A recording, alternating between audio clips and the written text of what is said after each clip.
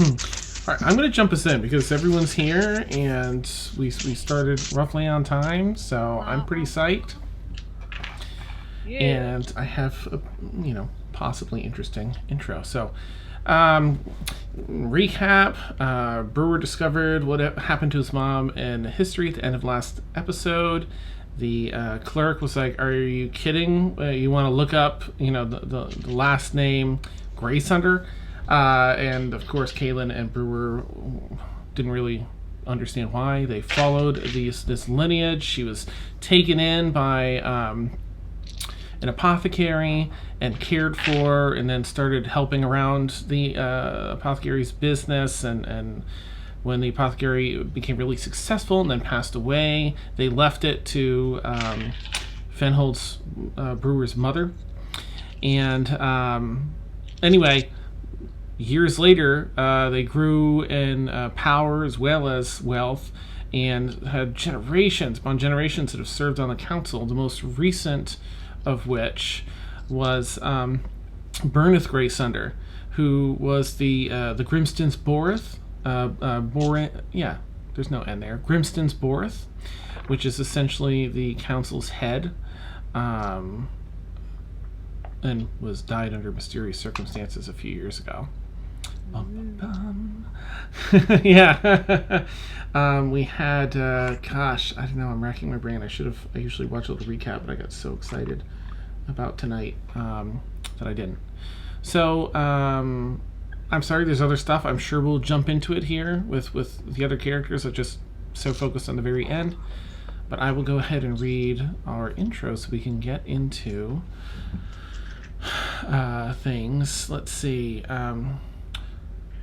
Where was everyone else, actually? Everyone else was, back at the estate? Yeah. Okay. We freed the pixie. Mm-hmm. Pixie's currently under Blueberry's hat. Oh no, she's actually roaming the estate, right? Right, that's right, but they tested it out. Yeah. Yes. She let rain fly. Oh, nice. And Caelynn went with, I think, Blueberry and Emrysina that kind of stayed in the shadows as Caelynn accepted the role on the council. She has a year to wrap up her business. She had to sign a contract saying, "I will be here and I will do this." But she has a week to sign that contract. She signed it right away. She's determined. She's made up her mind. And she has a year to manage all her affairs, put them all in order, and then she has to come back and serve on the council and reside there. Okay. And now to set the scene, as it were. Or is it? He growled in defiance, pushing back not only against the onslaught, but his foolishness at not seeing it coming. He'd learned the truth the hard way and may pay an eternal price for it. Many may pay an eternal price, in fact. Unless, with his last reserve of focus and magic, he envisioned them and sent them a message. As long as they were on the same plane of existence, they would all receive it. It came at a price, though. A slip in his concentration gave the enemy an edge, and they capitalized. The life force slowly draining away. He had only one option left to save himself, and it was a dangerous one. But even as he pondered the uncertainty of his fate and that of the world, he felt something else swell in his chest as he recalled his time with them. Heroes, each of them. Together, they would offer a chance to save Astral Lenore. A slim chance, but a chance nonetheless. The message, now sent off into the cosmos, he enacted his final, costly option. And now we'll jump into the session. Ooh, what's all that? Ooh. Message in a bottle, huh? Okay. So I'll let you all pick up. I think that Caelynn and crew was maybe heading back to the estate, I think. Or everyone was back at the estate. Oh, I can't hear you, Steph, sorry. you hear me Oh, in, out. It chopped in and out a little bit. now? Yep, now I can hear you. Yeah. Okay. We ended with Brewer looking at the book and Ah. finding out about his mother being on the High Council. Right. That thing I just said 2 seconds ago. Have I mentioned I have a terrible memory? I can't remember. Okay.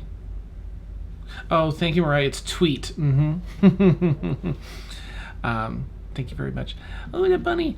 All right, so Brewers learn that. I guess let's jump in with Brewer and Caelynn, and Blueberry is still there, I think, and Em flew to go check on her brother.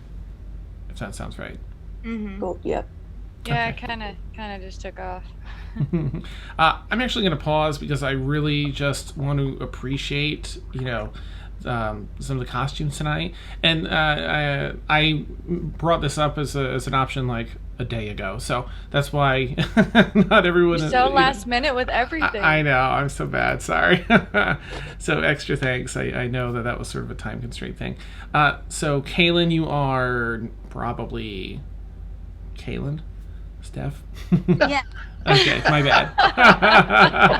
Have you been drinking? Not yet, but maybe I should. I can. Awesome. So we have Steph all done up in Caelynn. I believe that Mariah, maybe she had to step away. I'm pretty sure she is done up as Rain tonight. She has a bit of a gothic, darker look. Looks super cool. Now, I'm just not sure who Beth is. Just kidding. The amazing corgi mask for Blueberry. It's so great. Also, if anybody wants it, I had to buy it in like a pack of 4. So if we ever need like a Dachshund mask and like a golden retriever mask, I got you covered. Awesome. The first time we all meet in real life, it's going to be real weird. Yeah. For sure. That's amazing. Sam, of course, is set up as Aeronwenn. She's the runes. That's so fantastic. And Warren, who are you tonight? My name is Nala. I'm a former rogue, currently studying to be a spy. I love hats, and I love things that start fires, and I hate long walks in the woods. That's amazing. Nice. Does anyone else have anything? Because I'd also thrown out. Someone else had it was a really good idea. About if anyone has a blurb that they want to talk about their characters, like what they've been through and how they got here. If anyone has that done up, you're welcome. If not a problem, because it's also like, hey, last second, if anyone wants to.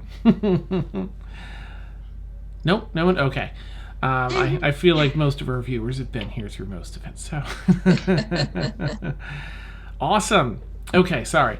Now, plug in all that other stuff that we just did, and we'll jump back in with Caelynn and Brewer and Blueberry in the town hall of sorts, records hall, with Brewer reading that aloud with Caelynn, or reading it in their heads or whatever. Action.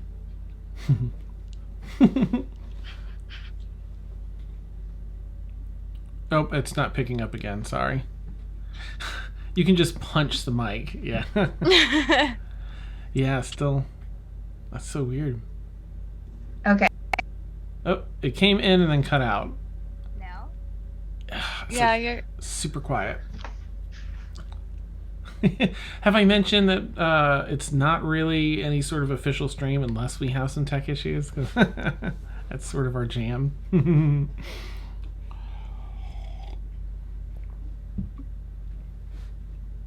Sorry, Steph. Looks like she's gonna leave the call and come back. Okay, now? Yeah. There you go. Okay. Mm-hmm. Okay. That's good, yeah. All right. I don't know what's happening. I'm sorry. Okay, so I guess Caelynn will look to Brewer. And that's what did you know about this? I did not. This is good news that my mother survived and flourished. Yeah. Yeah. Gosh, for a second I thought it cut out again. Yeah, I mean, she was on the High Council, it seems like.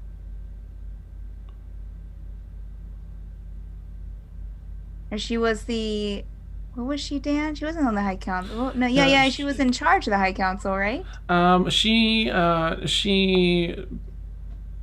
being like hundreds and hundreds of years ago, she was successful. She became a successful business person after being given the apothecary where she was cared for. I thought you said that she was... Am I wrong? I thought you said that her she was lineage did. Oh, okay, but she wasn't. Right, there were generations that were on the council. The most recent one being the one that died. That was the leader, the Grimston Sporeth. Okay, all right. Sorry. All right, I misunderstood that. It's quite a legacy. Indeed. I mean, Caelynn will get out her notebook and kind of take notes, I guess. Okay. Yeah. All right. Is there any other information that you need? I have sought so long for answers. I need time to process them. Sure. Okay. Caelynn. He kind of turns now. He's been sort of standing kind of side shoulder to shoulder. Thank you, Caelynn. Absolutely, no problem. You've been with me. Always found out everything. It's the least I could do. You see, he closes the book, spins it back around to the clerk, and just pivots and begins walking out, seemingly lost in thought. Caelynn will notice that before Caelynn will start out, but then turn back around back to the clerk. Ah, okay.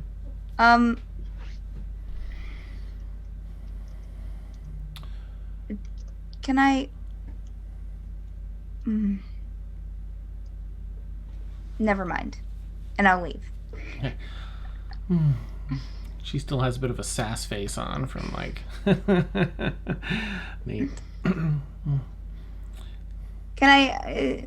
Is as I'm walking out, Dan, can I notice if, and I probably need to get my dice out to do this. Can I notice if the building is well secured? Are there guards around, or? There are a couple guards outside. Oh yeah, make an investigation check as you case the joint. Okay, I'm just gonna roll in fantasy round.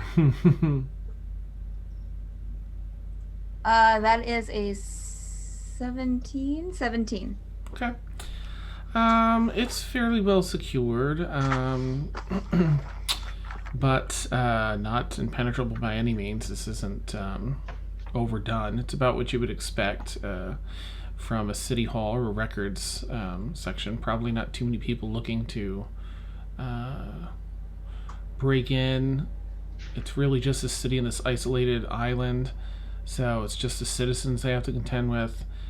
So there's probably, if I had to rate the security from a 1 to a 10, I'd say it's probably like a 7.5.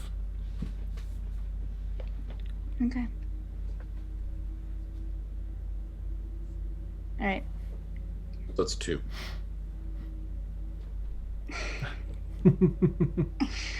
Okay. I will just follow Brewer out then.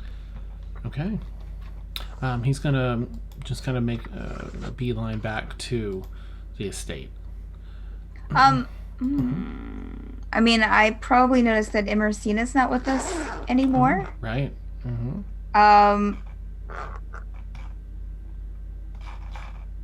I would like to kind of wander the streets looking for Emrysina. Okay. maybe even make my way towards the prison. All right.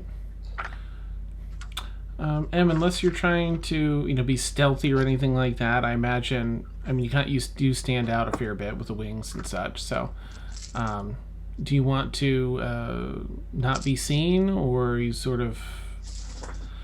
What's Em up to after asking for details? I think you were like, oh, I've got to go find Caelynn anyway, right? Yeah, a little bit. After talking with the guard, I basically kind of took off for a little bit, and probably about a mile or so away from the prison. Mm-hmm. And instead of flying in, I'm going to be on the ground and cover my wings with my cloak. And just not want to be seen. Okay. Make a stealth check, Em, if you would, and Caelynn, you can make a perception check. That's a 14 perception. Okay.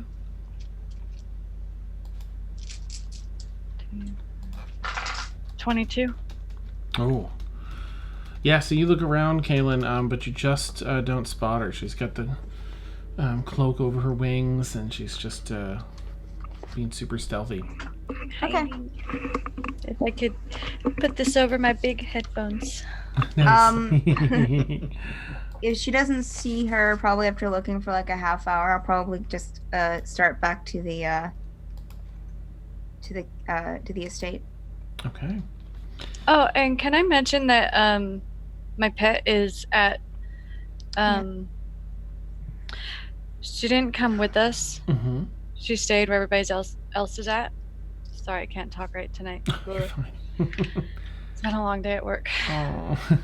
Okay. This is your unicorn? Yes. Okay. Nice. So All right. just kind of wandering around, eating grass and stuff, just chilling. Nice. Okay. And Blueberry, are you heading back with him? Yeah. Okay. And after you're, sort of wandering around, are you planning on heading back to the keep, the estate as well? No, I'm gonna stay the night outside. Oh, okay. All right. So everyone else at the keep. Mm-hmm. Oh, what you got? Galithor and Emil were not at the keep. We were going to go I, investigate with the clergy to see if we could find anything about M's brother's backstory and what's going on with the prison and all that. Oh, and Emil. So hoping to roleplay that with Ed, but he's not here. So Yeah. Is Seb still on my shoulder? yeah. Okay. Just want to clarify. Awesome. Emil, so well, we can cover that if you like. Then I have it's a rough idea. Okay. Well, since Ed's not here, we can just kind of do some rolls if you want. And, Okay. And move on. Go ahead and make an investigation check with advantage if you would, and because you've got the time to ask around, you've got the weight of Caelynn's name too. How's that for an investigation roll? Would that be okay? Oh my gosh. What is your wait? What? Get out. What? Natural 20 with a plus 11. That's amazing.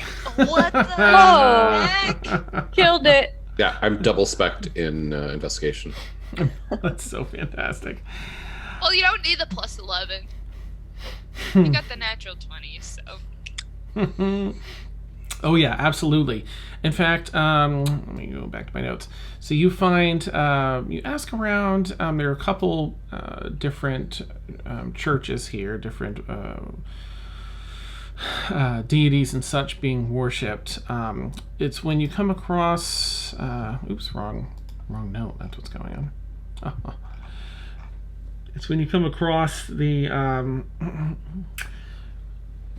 one that you haven't heard of before, I imagine.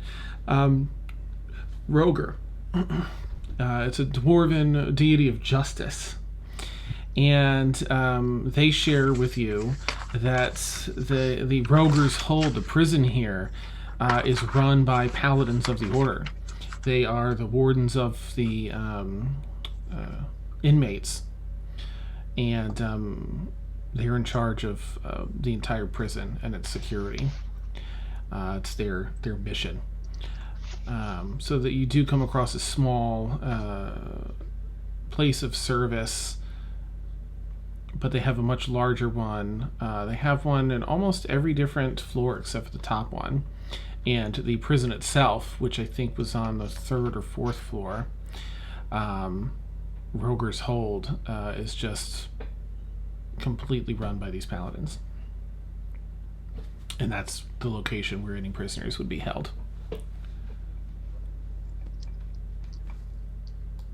Okay. I presumably also discover a hidden plot to smuggle dwarven holy artifacts out of town just because I'm... For real? I happen to overhear something. I That's won't the thing. follow up on it, but I'm like, oh, interesting. Now I know where all the smuggling of religious artifacts happens in this town. That escalated. Well, I rolled a 31 Yeah. investigation. I figure I probably learned a couple things I didn't intend to.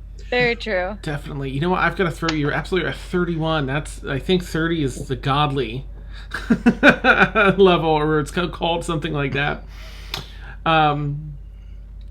Okay, so you know what else you discover helpful to this is that come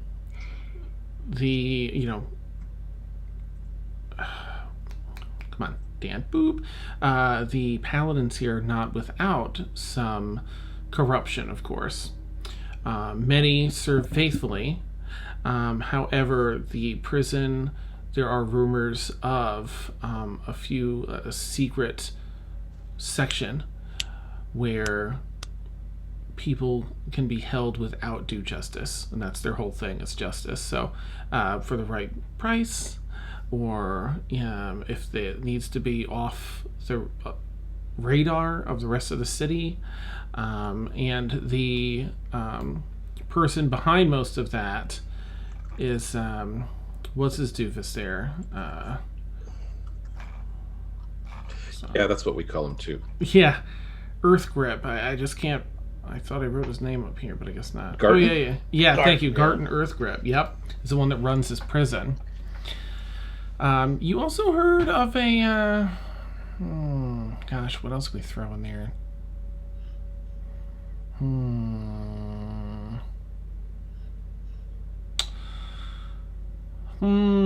Yeah, you know what? I like the smuggling angle, and there's you even heard of a time and run that might be happening tonight, just in case anyone has any thievery in mind. Or I don't, but yeah, I mean that would fit what I would. Neat. All right. Okay. Do we know who the high priest of Roger in town is, or like it's not somebody at the prison? I assume it would be at one of the temples. Yeah. Let's see. They don't have in this particular structure a high priest. However, out of all of them, Garden Earthgrip is also paladin in this order, part paladin, and is considered to be the ranking official. But there are, head priests in each church, but it's sort of low key. They don't hold a lot of sway the way that the garden does. Oh wow, low key. That's a big development. Okay. Okay. I think with that would be enough information that Galathor and I would head back to Caelynn's Keep with it. Okay.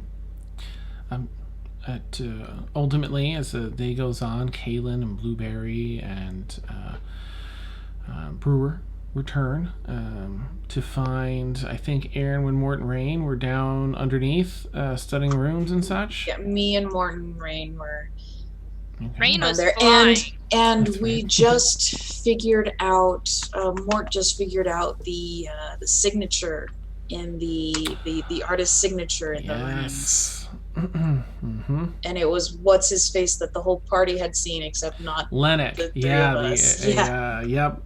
Lennox, who worked under as a protege for Tensor long ago, and now is in charge of a lot of worldly magic stuff, and also speaks like Sean Connery. Rain was flying around because the pixie gave her flying abilities.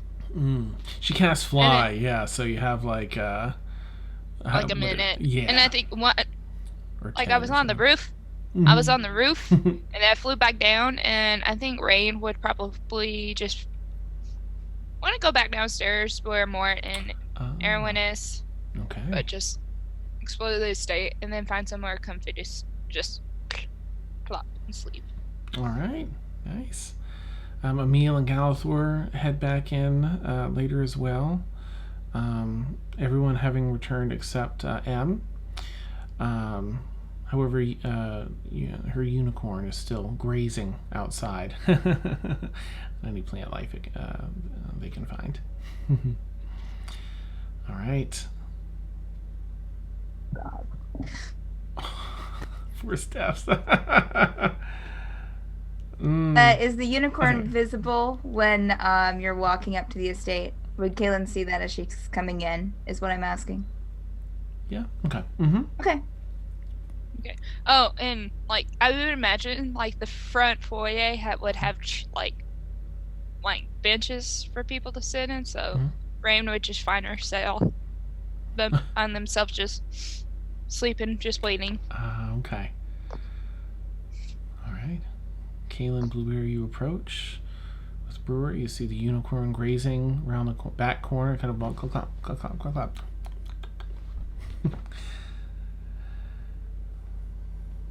I'll go up to Uni and just watch, because it's pretty pony. Neat. Uni seems to appreciate your company. All right, if all of you are heading, Brewer heads right inside and goes up to the room that he's sort of chosen for himself.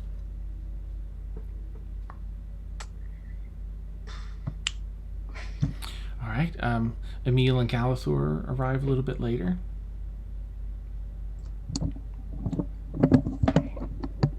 We've managed to find some news. How did everybody's day go? Okay.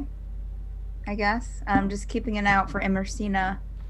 Oh, just to let you know, I've hired 3 servants to assist in cleanup and also to take care of the estate while we're not here.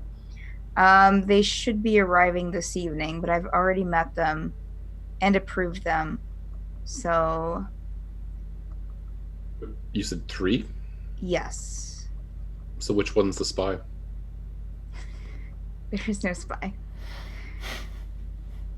I mean, not that I know of. I hope none of them are spies. Emrysina said she felt a weird thing about one of them, but I don't know. I've talked to Jeremiah. I think he was here before. But I would hope none of them are spies. Do you expect one of them to be a spy? Do you have political rivals in town? You know I do. Then you know I do. I realize I'm a cynical street rogue, but yeah, Well, I kind of do. I'm going to keep an eye on them. If you see anything, if you wouldn't mind telling me.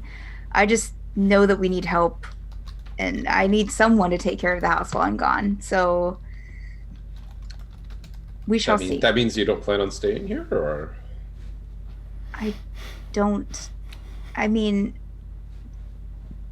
Not immediately.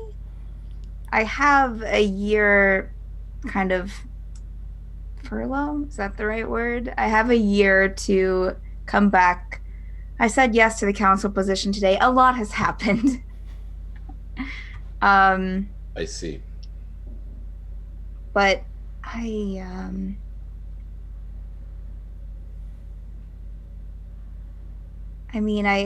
don't plan to. I plan to come back here eventually, but not. I don't know if I'm ready to stay here now. Just a lot to do. It's a big responsibility.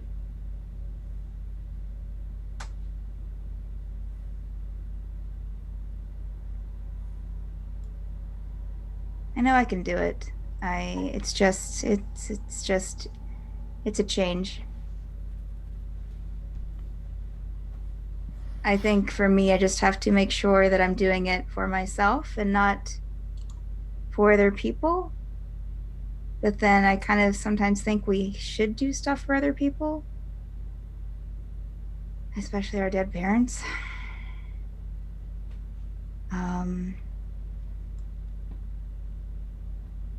Yeah, this is a lot. I need Caelynn reaches into her into her bag and pulls out a biscuit that's probably stale, but she starts eating it anyway.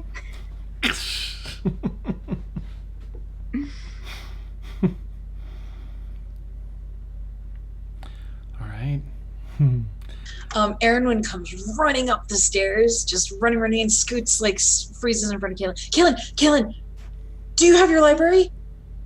Do I do, yes. Can I, when you look very intense and worried, I'll ask you later.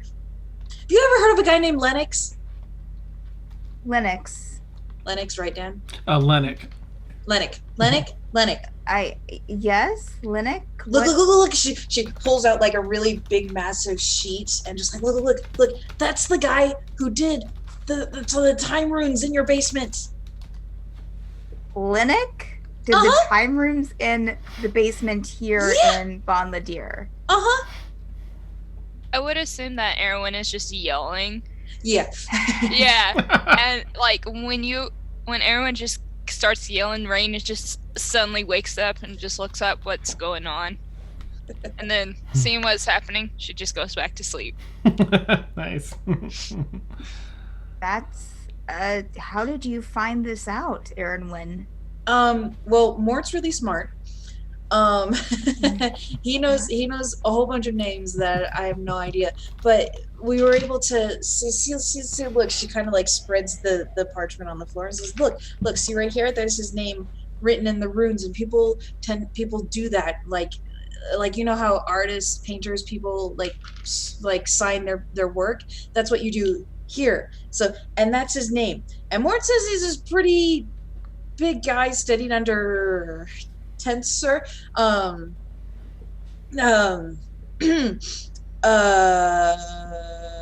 forgot where I was going with this.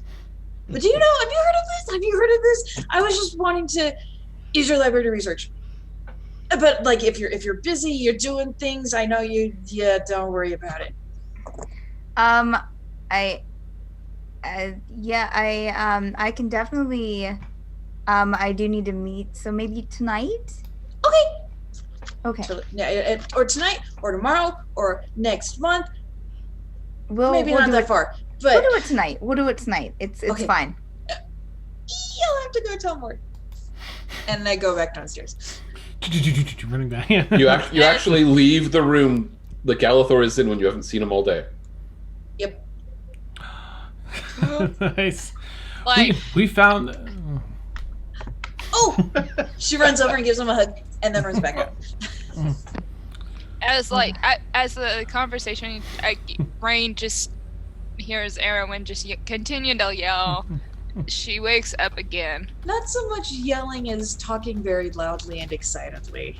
Well, to Rain, it sounds like yelling. So she wakes up and like, you know, like how Honey, that one episode of Honey's 3 Bitter Days where he gets agitated because he can't have sweets. That's how Rain is, because she can't have her sleep, and so she gets up begrudgingly and finds a quieter spot to take her nap.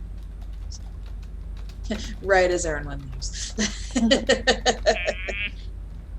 And then she just goes back to her spot after Aeronwenn leaves. Glad to see everyone's safe, I guess. If not a bit chaotic. Caelynn sits down and continues eating her biscuit. Galathor is probably. Well, we did discover some information regarding Emrysina's brother. Though I don't see her here tonight. There's a prison by the name of Roger's Hold. And run by paladins of the order. And perhaps, as Emil found out, there may be a secret section to house unwanteds. Oh. And you found, you wouldn't know where? Just somewhere in the facility. Emil, I'm going to say that with your roll of 31. Yeah, they said it was on the... so there's a bottom floor, and there's a west wing that was decommissioned a long time ago and walled off with brick. But somewhere where the old entrance was, there's a secret way to access. There's a secret door there to gain access. What's in the West Wing? It is forbidden. It's Nice. forbidden. Wow, that's... Did you get any sense of the security? I mean, well, no, never mind. That's a stupid question. I'm sure the security at the prison is... There's a lot of security. Paladins. Yeah. Okay. Well, I will thank you. That's great information. We can relay that to Emrysina as soon as she gets back, hopefully tonight. She kind of ran off. I went looking for her, but I couldn't. We found out some information. We found out some information at the High Council. She kind of threatened some of the council members, but she's fine. We're all fine. She left. I tried to find her. Then we found out about Brewer's heritage, and now Brewer's upstairs, upset, and so hopefully she comes back tonight. I just hope that she's okay. Another bite of biscuit. Takes a minute to chew that piece off. The stale biscuit. Rain's gonna give up trying to finish her nap, and Okay. then hearing what, just looking at Caelynn, she kind of has a feeling that she is kind of distraught. She walks up to her and just hugs her. Oh, Caelynn will accept the hug. Thank you, Rain. And they don't let go. How was house watching today? Did anything come near the house? Good girl. Dan, Yeah. question. Mhm. If I was to try and see through Seb's eyes, what's the range on that? Ooh, let's see. I have sort of a unique thing here. So definitely, absolutely, you've got your standard. I think is it a mile? Gosh, at a bare minimum 100 feet. But go ahead and give it a shot. If go ahead and make like a wisdom check with advantage if you want. We'll see. Like, Okay, well, if I think I can do it, I'll offer. I'll just, okay. Caelynn, if you're worried about I think Seb's with her, I can see if I can reach him. Would be if you could. Sorry, Dan, that was Wisdom check with advantage.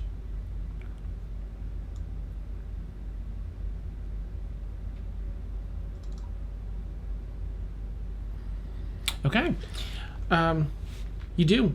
You are. It's a bit fuzzy. You close your eyes and focus, and it's almost like interference you have to push through, but you are able to see through Seb's eyes briefly. And Em, I imagine it's about nighttime. Have you set up camp for sleep for the night? I have set up camp. I'm just sitting by the campfire and kind of scratching his head, just kind of thinking to myself.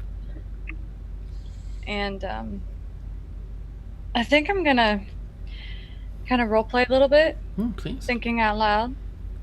Awesome.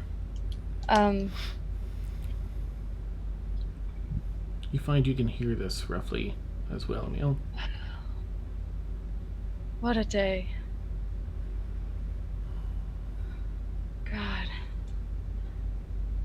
Seb, how did you survive? I mean, Brixie is gone? Felix,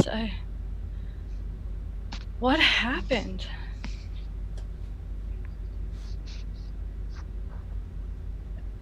And I found out that my parents aren't really my parents. And I found out my parents' names. But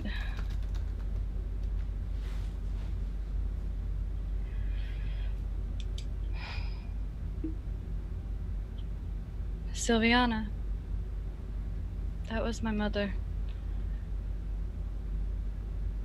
My dad. Oh, Emil. My brother's so stupid. What was he thinking?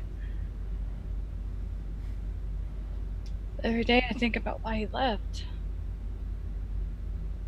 Then I get mad because, well, my best friend died because of him.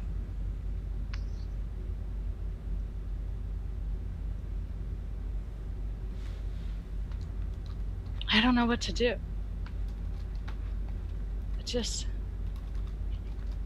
There's so much that I need to know.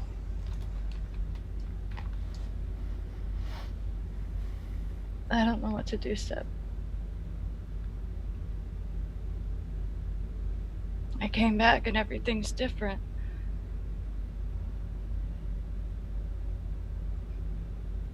I give him a little scratch under the chin.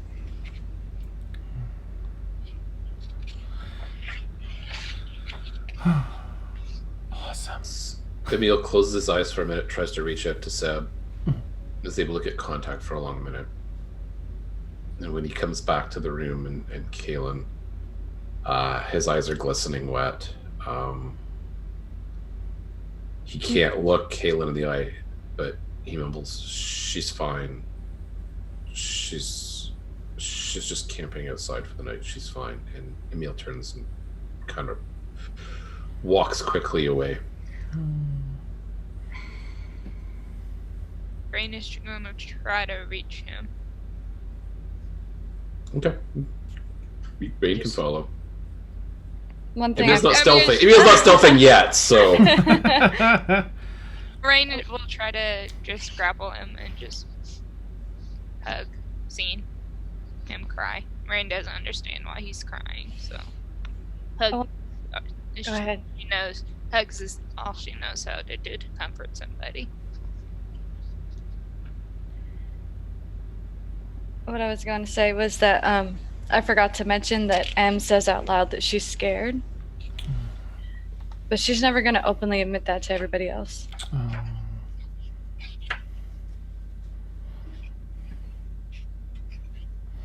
It's beautiful. Right.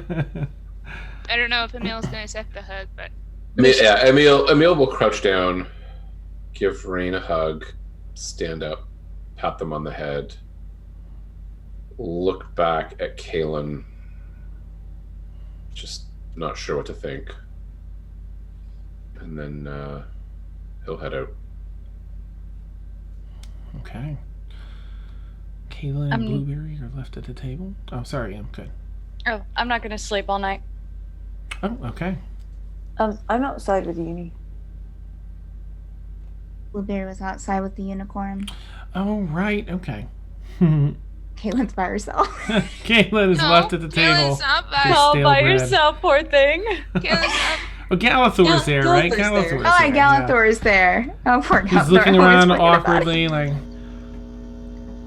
well, I suppose it's time for bed. Have a good Oh, yeah, I'm not saying anything to Galathor. Okay. Good night. night. Gets up to head to bed. I would like to do one thing. Rain before Rain. Well, two things. Rain's gonna go outside.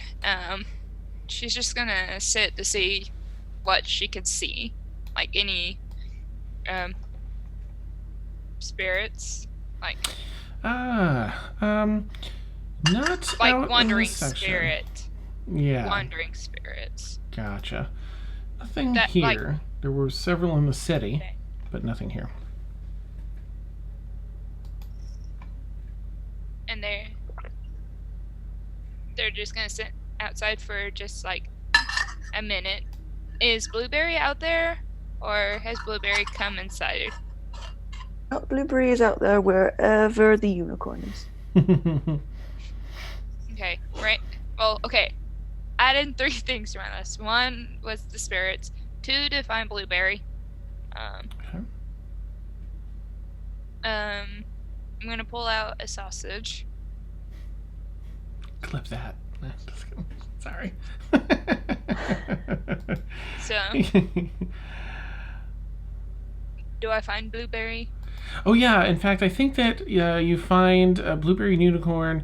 Uni would probably be like almost not behaving like a dog, but doing like the downward dog pose, where like the feet are down. It's like with Blueberry. So they're sort of having fun out there, the two of them. If that's okay, Em. If that sounds like something Uni would do, okay. So cute. It's hilarious. Oh, and I'm just gonna be like shooting arrows at a tree for most of the night. Nice. Okay, that's awesome. Rain is gonna just hide behind a tree, just watch Blueberry Okay. to see if he has any, like if he's gonna come in. Ah. So Okay. Does Blueberry come in later in that night, or is Blueberry staying outside? No, Blueberry wanted to talk to Uni, actually. Ah, okay. Oh, this thing is squashing my nose. Hang on. Nose boop. Masks are great for like 5 minutes. You're right. Oh, okay. Uni? You hear telepathically. Mhm. Actually, Cool. go ahead, Em, if you want to do Uni. I might as well have you roleplay some Uni, if you'd like. Oh, jeez. Really testing my skills here. Nice. and Rain is just hiding behind a tree. There's some rock formations out there. It's pretty easy to find a place to kind of hide behind. Well, no, she's just gonna plop herself on top of the rock Ah, okay, neat. so she can see. Uni's gonna turn her head towards Blueberry. Can you always sense where M is? And then she says telepathically, yes. Excellent. Can Do you you- tell me where she is? Do you feel like there's something wrong? Well, Caelynn seemed really worried, and I don't like it when Caelynn's worried, so I wanted to make sure she was okay. You are my master's friend. As of today, yeah. Very well. No, I'm just kidding. Pushes out a rainbow fart. Yeah. No, don't try that hard, Uni. Don't try that hard. Nice. We shoot rainbows, y'all. Toot. It sounds Oh my angelic, God. too. That sounds like it hurt. Yeah, it was really forced. Yeah. So yeah, Uni can sense, of course, where M's location is. So there, of course, this keeps on the very bottom rung of the city here, just outside of the city, though, down to the 5th level. So wherever you feel M would be have camp set up.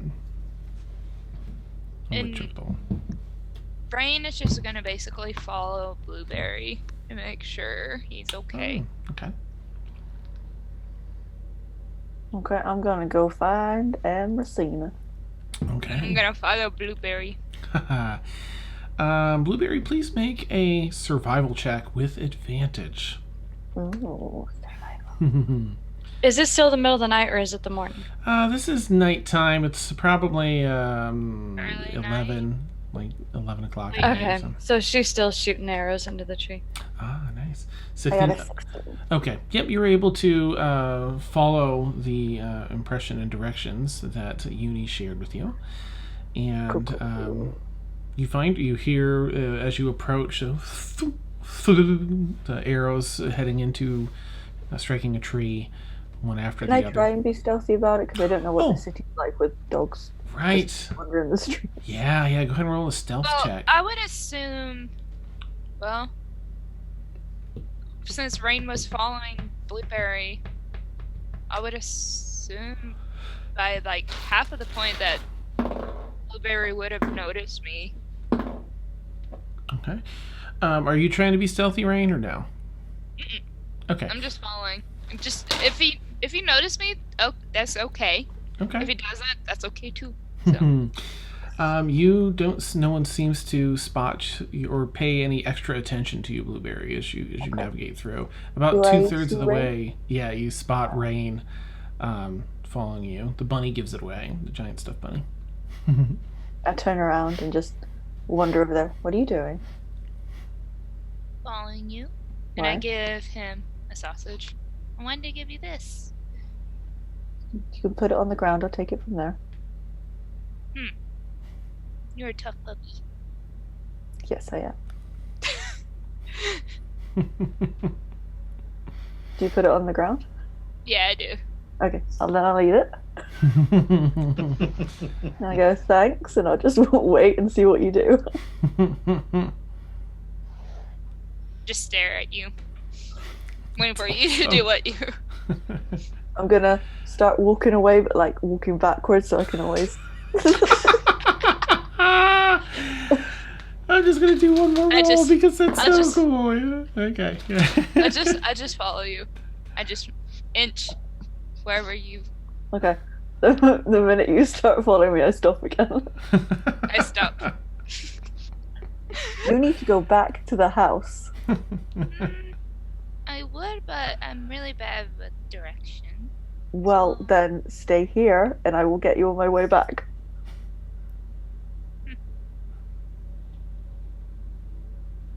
How close are they to me at this point? They're like 2/3 of the way there, so probably another 10 minutes out or so. Okay.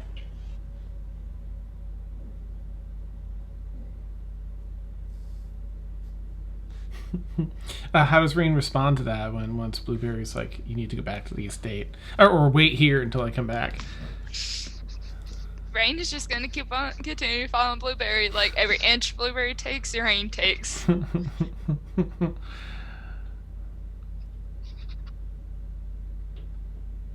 I'm just gonna sprint and just see if she'll follow me and see if I can get rid of her. Nice. Okay. I, That's Oh, snap, a fine. chase. Yeah. I still continue to follow Blueberry. Nice. Sprint and all.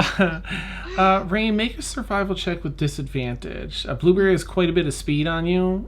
He runs 1.5 yes, I times do. 45. Yeah. So he's gonna manage to lose you. This roll is to see like if you get lost in the city. Also, Mm. I have urchin, which I think makes me like Yeah. so I know cities well and stuff like that. Mm-hmm. Yes, my first character. Her background was an urchin, Oh. and so you're correct. Randy, I always picture Blueberry having like those, you know how in anime sometimes when they go to some powerful The character Naruto steps down, their legs get all super muscular for a second before they jump or kick or something. That's Blueberry every time he goes to do something. Super roided out. Yeah, kicks out some stone behind him as he takes off. And Blueberry's body is still the same size, just suddenly like super muscular. Yeah. On top, underneath this adorable little corgi butt. You see all this muscle striations and everything. The picture that I posted in the Facebook group Mm. this week. That's what I'm imagining. Nice. All you see is corgi butt, and then nothing. What did you get with your survival at disadvantage? For rain. I rolled a 2 9, so Okay. 12. Okay. You have a No, rough. wait. No. I always get the 6. No, it was the 6. So total of 9. Okay. There we go. Yeah, you kind of lose your way. You haven't been in this part of the city, and once Blueberry, gets out of range, inside of a minute or so, you're kind of looking like, okay, you've been running around this turn, around that turn, trying to keep up with Blueberry. He's gone, and then you kind of look back around like, wait, it was a left, and then which is kind of sad. I picture Rain now holding the bunny. Oh yeah, she's like terrified. Okay. I told you to go back to the house. Awesome. You've got a good sense of smell, Blueberry, so you could probably find them on the way back. That's right. Okay, so Blueberry, you, after another 8-9 minutes, then you approach. You hear the arrows thudding into the tree, and you can smell Emrysina. Because you're a dog, not because Emrysina has any potent smell. Wow, I must smell pretty rank. Nice, and you can smell her from here. Ooh. She smells like the forest, like oak trees and maple leaves. Nice. Dan, before you go, No, you can. sorry. I was just gonna say, after like a few minutes of just wandering the streets by herself, I think Rain would go to the Raven Queen's temple, and then that's where she would sleep. Because Okay. she doesn't. You start looking around to find your way to the Raven Queen's temple. Okay. All right, Blueberry, set the thud arrow as you approach. Hello. I'm gonna turn around and shoot an arrow. Hey, I've been up all night, okay? Hits a tree right next to Blueberry. What are you doing here? What are you doing? I came to see if you're okay.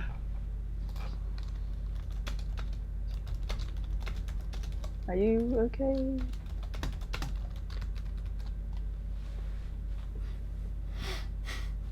I walk beside him and take the arrow out of the tree and then walk away and then just keep doing the arrows in the tree. Humans are weird. Okay. I'm not a human. You walk on 2 legs. That's my criteria. Shay? I'm not okay. Is there anything I can do?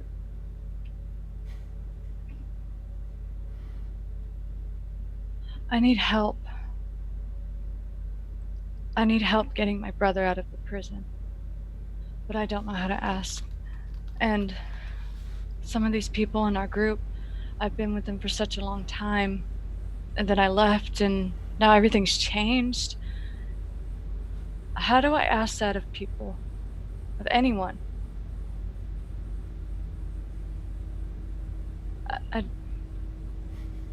People. Caelynn and Emil know you the best, and whether you want to believe it or not, I think they see you as family. And you know the lengths you would go to for your brother. They would do the same for you. You just have to believe. I should have stayed. You can't do anything about that now. But you're here.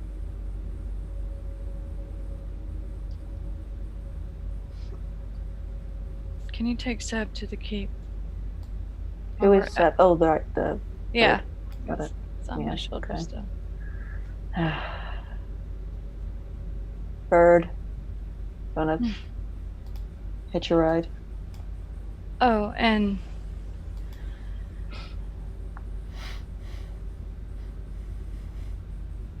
can you let Uni know that her new name is Adela?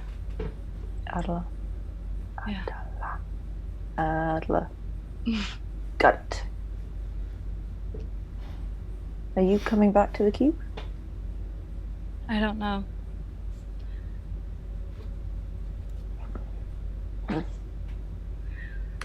But if anybody's trying to find me, you know where I'm at. Then You're I'll not turn gonna around. move from here? No. Okay.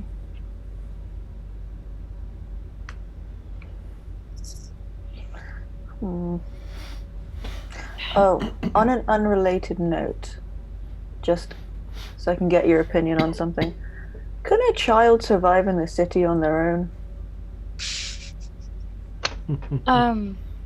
I may have lost the tiny one. Rain? Yep, the one with the bunny. Okay. There's plenty of food in a city. So that's a yes, she'll be fine. I think so. Yeah, cool, awesome. That is the answer I wanted. Although, I mean, you might want to be aware of guards and patrols and, you know, so, yeah. Okay, question, where did you lose her? On the way here, she was following me, and I'm not sure about them yet, so, you know, I ran, and I'm like super fast, so It's hard to imagine something so small so fast. great things in small packages.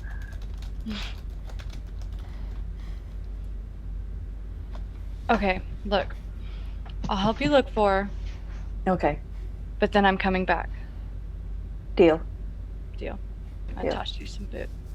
Okay, I come up and I just lick your hand. Scratch, scratch. Do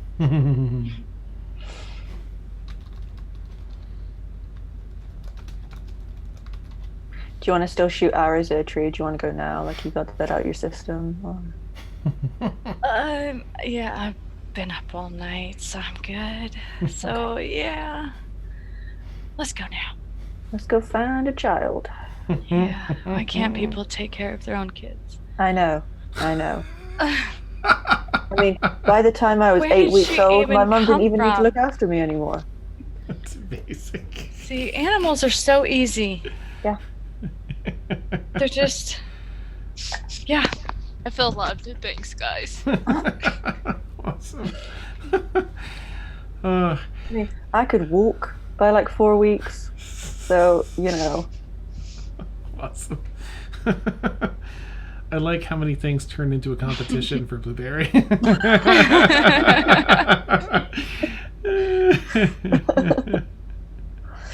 So I'm gonna pull all my arrows out of the trunk and everything and just start packing stuff up and be like, all right, you know what, let's just do this and get it over with. I'm tired. Okay. Yeah, Blueberry and Emrysina on an adventure. Walking like this. So, yeah. I'm like, what the heck? What's wrong with you? I'm not with that thing. Of... He's my new owner. No! That was amazing. Maybe like 10 feet away. I'm just gonna, if you're not gonna walk by me, I'm just gonna do like a sheepdog and just keep like circling back around you. Oh my gosh. You drive me crazy. A couple looks like, the dog in the You are wizard so hat is lucky. circling. Yeah. But I don't punt you right now. Blueberry. Oh, Like a little gnome. I Okay, can then just my ears will go down and I'll just be like, okay. Oh.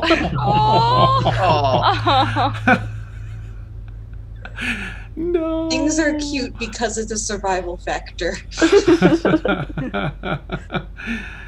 Fine, I'm not gonna hit you or punch you or anything, but can we please just get it over with? And this is not normal M behavior, by the way. You were shooting arrows into a tree. So, That's odd. And I'm a dog who talks. yeah, that is really odd.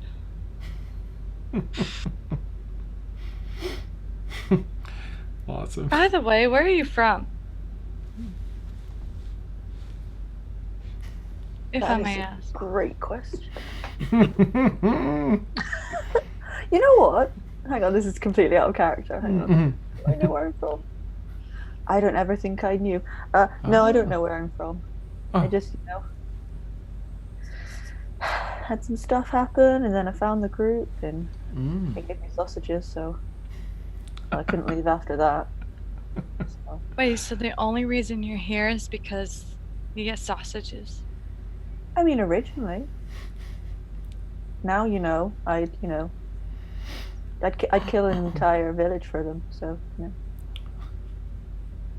Okay, good to know. Yep. And I started You pay your cards, stepping right? away. You're gonna get into that group. I'll protect you with my life. Same. Hey. Okay, let's find this kid. Yeah, this is getting boring. Yeah. I gotta say, Kid is a baby goat. That's always what my dad told me. So you're calling Rain a baby goat. Nice.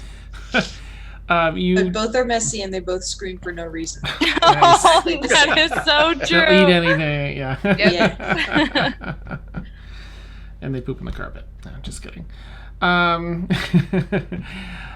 you don't even have to do a check because you've got the scent and you're both really good at tracking.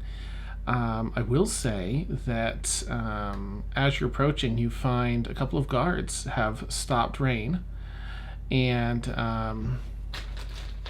they're having this conversation with you, Rain. You two would hear this. Right, miss, what are you doing out this late? And who are you with? Rain's like, they're gonna hold the bunny really close, just scared. Okay. Not answering the guards' questions whatsoever. They look at one another. I'll have to bring her into the... Maybe she's an orphan. Maybe I'll have to find out who she belongs to. All right, miss. Come with us, and we'll find out where it is you belong. And one Did we walks behind intervene? you. She seems like safe with these guards. I don't know. I mean, like... What is wrong with you? I don't like kids. They pull at my fur and they get all in my face.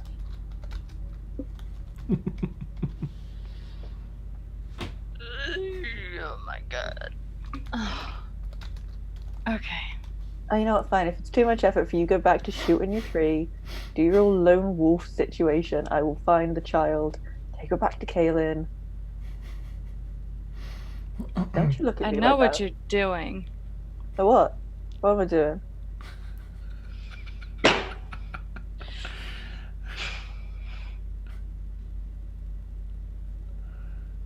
Stinking little furball. Where was the last place you saw her? Dude, she's over there. You look over, you see the two guards sort of starting to nudge her along down the street. I'm so tired. Everything's off today. Wait, what are they doing? I don't know. Go get her. I'm gonna walk over to the guards. Okay. They see you approach. I'm gonna run off back to the house. You little shit! Wait, what happened? Sorry, my mom just walked in and said hello to me. What just happened? Em was like, oh, what are the guards doing? And so M said I go over to the guards, and Blueberry engaged anime muscle legs and shot back to the house. She's like, yeah, I'm going back to that. Well, would I notice Emrysina? Only as she gets within a few feet and approaches the guards. Okay, and I will just grab onto her. Just. Oh. Does she belong to you, miss? Yes, she does. I am so sorry. Oh, that's all right. Just it's a dangerous place out here when at night. Please see that she's returned somewhere safe. I understand, and thank you so much. Of course. Be safe out there, miss. Thank you. Both give you a nod and head along. Rain. Why were you following Blueberry? No answer. She just hides behind her honey. Fine, okay. Look. It's probably too dark for you to walk, so I'm just gonna pick you up and fly you to the Cape, okay? How much does she weigh? I don't remember, but she's very light. This is well, that's 90 good. pounds? Oh, I said 90 Mm-hmm. for her. So she's Still light, yeah, really light. Mm-hmm. really light, so. Yeah, you won't have trouble flying her back in, not at all. Yeah, that's what I want to do. Okay. But I just want to make sure that there's somebody there also before I try to leave again. Because okay. he does not need to wander off. You arrive and you, Blueberry. What are you doing at the? Are you back with uni? Or what are you up to at the estate? I'm gonna run in and see if I can find Caelynn. Okay. So just before you get there, Blueberry arrives and finds Caelynn, I assume. Yeah, on the, like, hang on. Okay, on the travel, like, when I'm on M's back, Rain would just probably just fall asleep. Okay. Oh. So as I touch down, I'm just going to reach over and kind of swing her around slowly into my arms. Mm-hmm. I'm gonna just say to Caelynn, listen, I totally found Emrysina. She's on her way back to the keep. Go me. And then get down and go to sleep. Thank you. Oh my god, you're going to make me pee. That's awesome. That was great. Blueberries out like a light. Not long after that, Caelynn, you hear rustle at the door as M has arrived with Rain in tow in her arms. Just to note, Caelynn has been sitting like in view of the door since everyone left her, waiting for someone to come back. So as soon as I see Emrysina come in, I'll stand up and go over to her. Mm-hmm. Shh. Oh. She's sleeping. Where did she go? Where did you find her? Apparently, Blueberry was trying to look for me. Rain kind of followed her. Oh, Caelynn will take Rain. I'm strong. Maybe I can carry her. She only weighs 90, so. Sure, yeah. that's fine. Yeah, Just a little awkward. Are you okay? Do you need anything? No, I'm good. Lying. And I Needs do a help. death glare towards that little devil furball over there. Are you tomorrow? First flight. We can go and get your brother, or go and at least do some reconnaissance. Emil and Galathor found out some information about a secret area in the prison that we could check out. What kind of area? It's just a secret area inside the prison, by the old door. But it's a heavily guarded area, so we should probably take a group with us, or at least like a small group,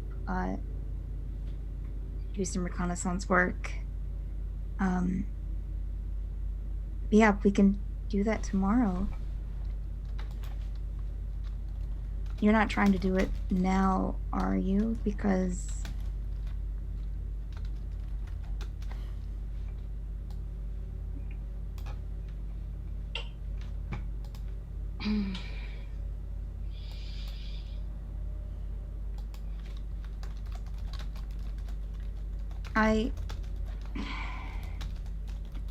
Caelynn will kind of sit, rain down, and like, if there has to be something like a chair or something close by. So I'll sit, rain down into something, and kind of lean her against something. Go back to Emrysina. I just don't want you to think that you're alone in this, because you're not.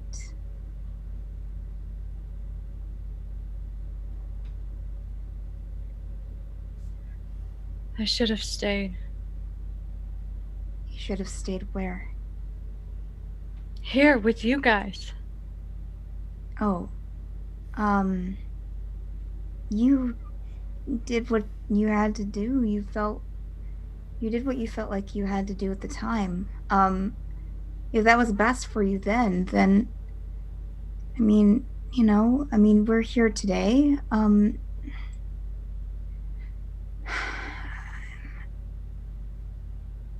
We did miss you, but that's in the past. You're here now.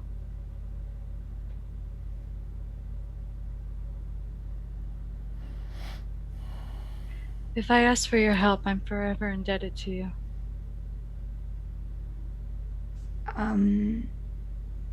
Okay. I was planning on doing it alone. I'm glad you didn't. Well, you're still here. You're not arrested or anything, so I guess that's a no, but I was planning on helping you. And I tried to find you after I went with Brewer to look for some information, and I tried to find you afterwards, and I'm just have so many things in my mind. I just wasn't that perceptive, so It's okay. I don't think any of us have been. well, I have your back. I would think that you knew that, but if you don't, then now you do. Thank you.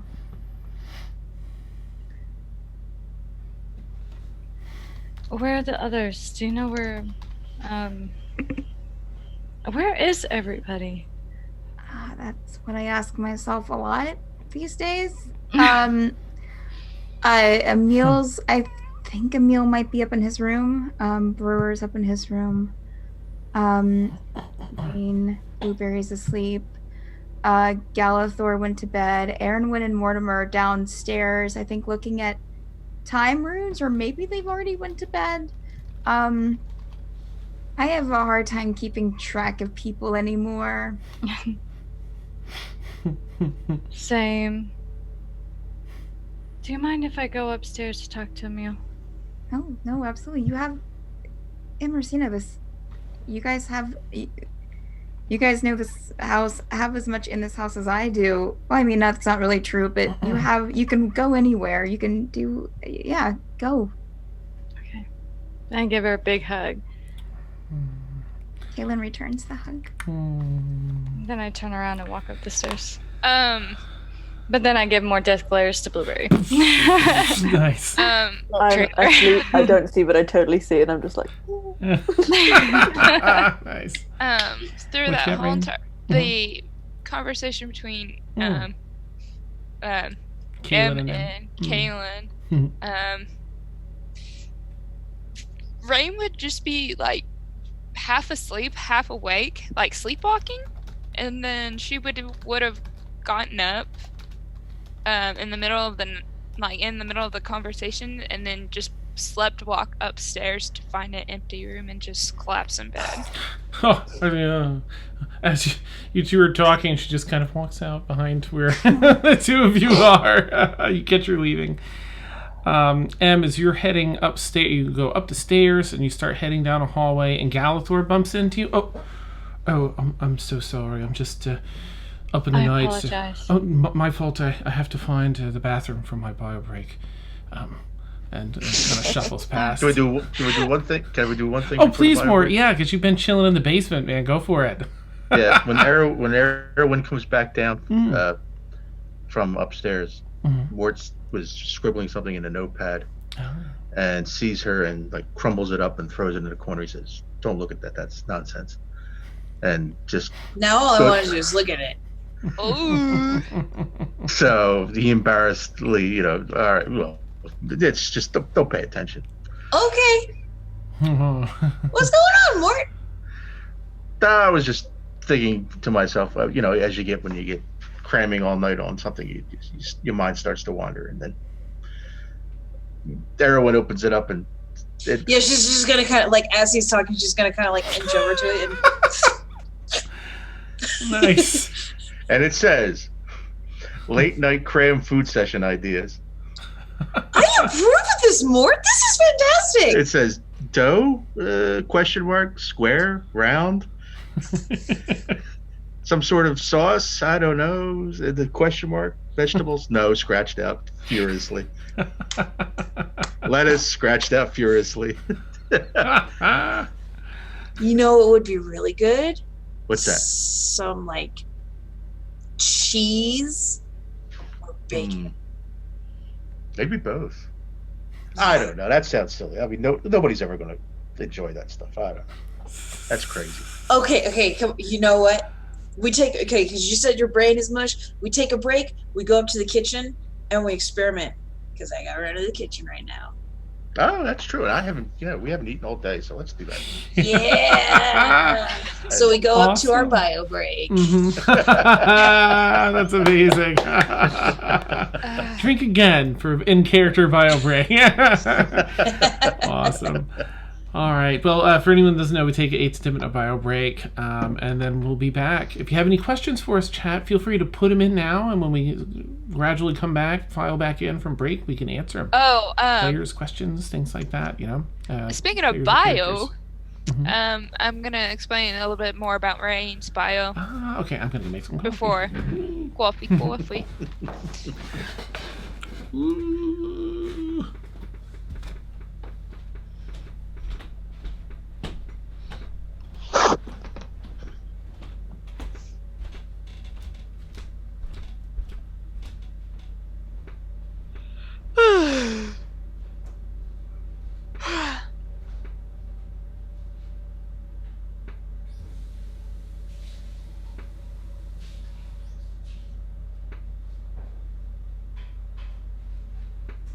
Favorite moment? I think my favorite moment for the 2 years that we've been on stream is Brixie having her Caelynn moment, falling from the sky, almost instant death.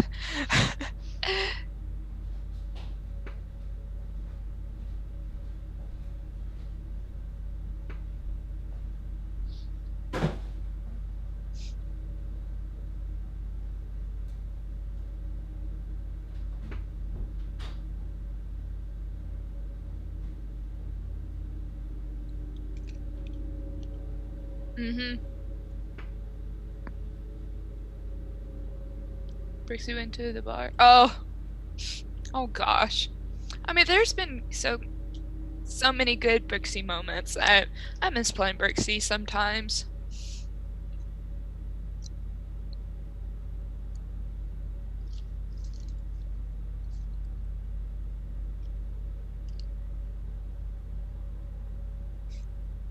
So, Frank, Half Donut asks, what has been your favorite moment?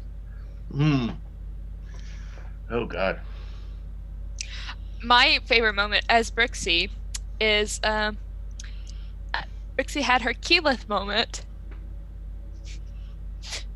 Falling from the sky. Oh yeah, yeah. I had my golden god moment. Yeah. Oh god, that's a good question. Got a couple funny ones. Running off the skinny dip. That was one. What was the thing that we said we need to put on a shirt? When the guard was trying to harass me. Yeah, and I tried to confuse him. I said, once you go gnome, you never go home. There, yes. I was just trying to confuse him. Half you read our mind. Half said their favorite moment was once you go gnome, you never go home. Yep. Tried to out saucy the guards. It was in the City of Brass. Yep. And also my favorite moment was just Dan taking Brixie's backstory to a whole new level. Like, for me, Taliesin, I think Taliesin mentioned this because I think it was a question asked to him, like, how do you write a good, well, it was something to the cast of CR. How do you write a good character backstory? And Taliesin said, write what you know, and then let the DM do what the DM does best. And so we could have a whole montage of Caelynn running after Brixie. Oh yes. There's a reason why I made Brixie a chaotic character. Good character. Now I'm playing a lawfully good character. Good. Which haven't had to make any choices because not yet. No. She is with. We still have to make that as a t-shirt. Half is right. We do. We need some merch in this. We got it. Mugs would be definitely good for, especially with the Mad Bird bird drinking coffee. Yes. So the viewer question, Steph, was what is your favorite moment so far? My favorite moment so far in 2 years? Yeah, and it was asked by Half Donut. I mentioned my Keyleth moment with Brixie. Beth, Half Donut, the question of the night is, what has been your favorite moment out of the 2 years? Mine was my Keyleth moment where I fell from the sky. Oh, yeah. That was a good one. I miss playing Brixie. That was very dramatic. I almost had a heart attack that night. It was. That was a very driven Caelynn moment, too.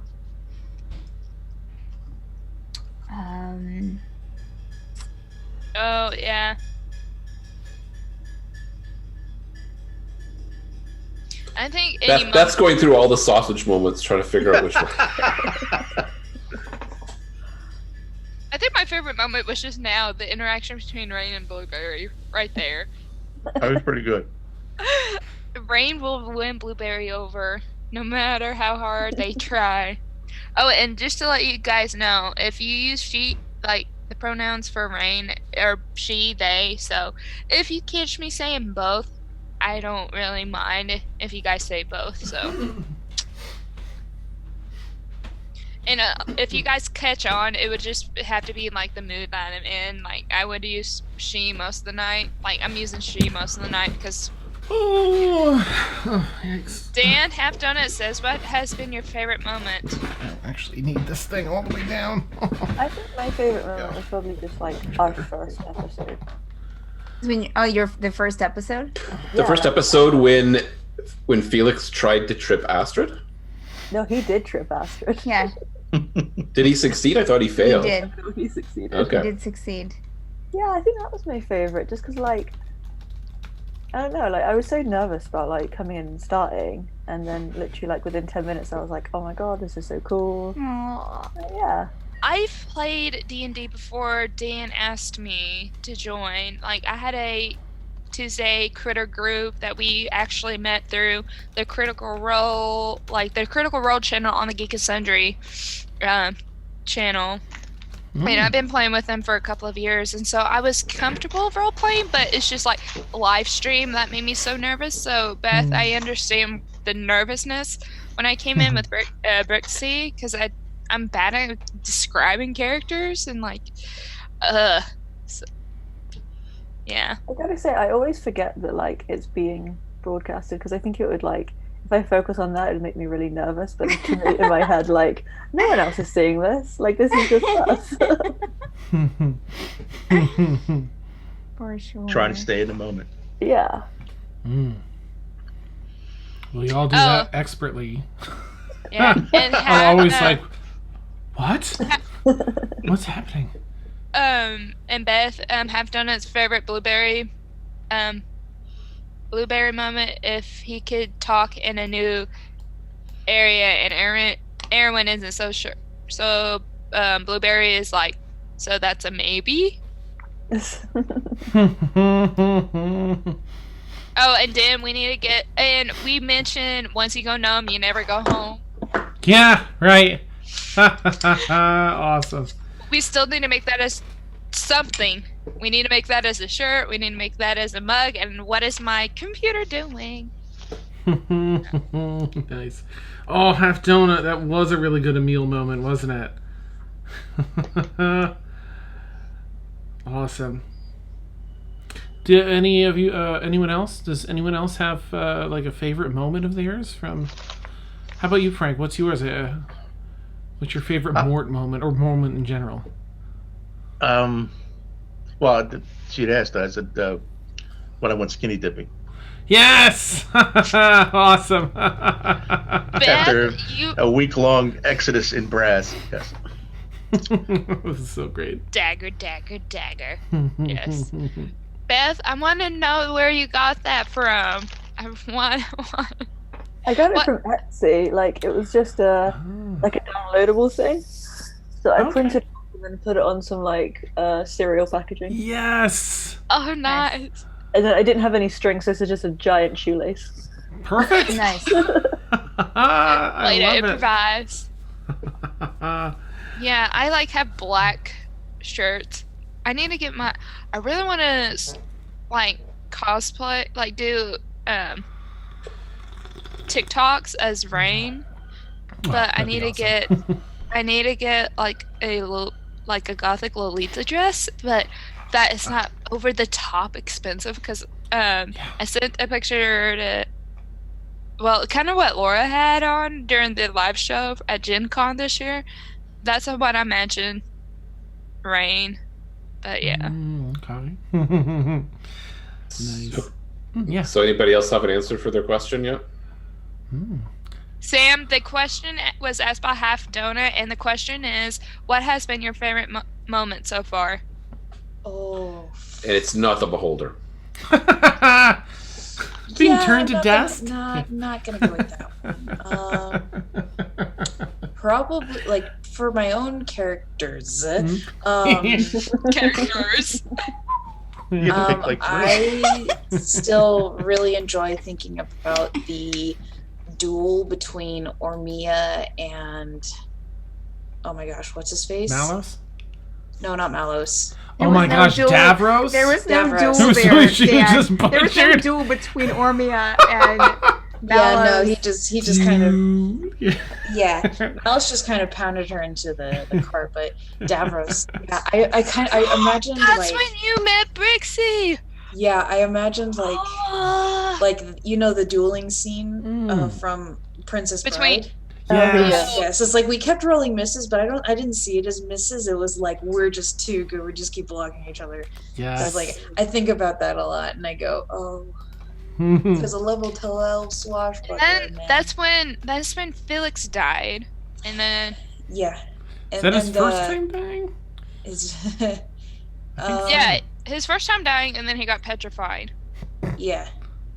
And then because I remember Brixie turned into a bear just during the resurrection, because Oh, I remember, because this was part of Brixie's backstory. So, Brixie has been at the Feywild for a little while, and then she got captured by a cult, and the cult sold her to Davros. I remember you and I discussing this. And so, and then, lo and behold, she was in Spiderweb, plow, Thunderwave. I remember. The side note, Davros knew your history, which is why he captured you. He knew your lineage. He did? Are you no. Really? Are you we can say all these things now because all these characters are dead, so it's like, God. Sorry though, Sam, what were you saying? You were saying sorry, I just Aeronwenn's, my favorite moment was discovering who Aeronwenn was.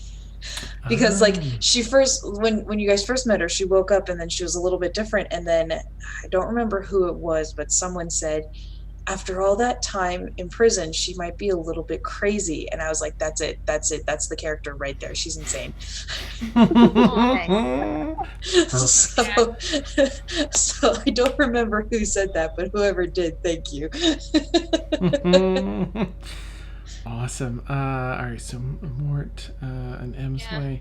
M hasn't answered, Caelynn hasn't answered, and I haven't answered yet. Oh, okay. Do you know yours, Emil, or are you waiting? You want to go last? Oh, I'll go whenever. Okay, yeah, shoot. What's your favorite, Warren? What's your favorite moment? See, I've been racking my brain because I don't have a specific one. Okay. But I know there's been a number of times that Emil and Caelynn just have had quiet conversations, and like the whole friendship starts when we're in Black Rock Landing, and Ormia and Caelynn get stopped by the guards, and Emil abandons them, and they meet up back at the hotel later, and Caelynn just tells him off.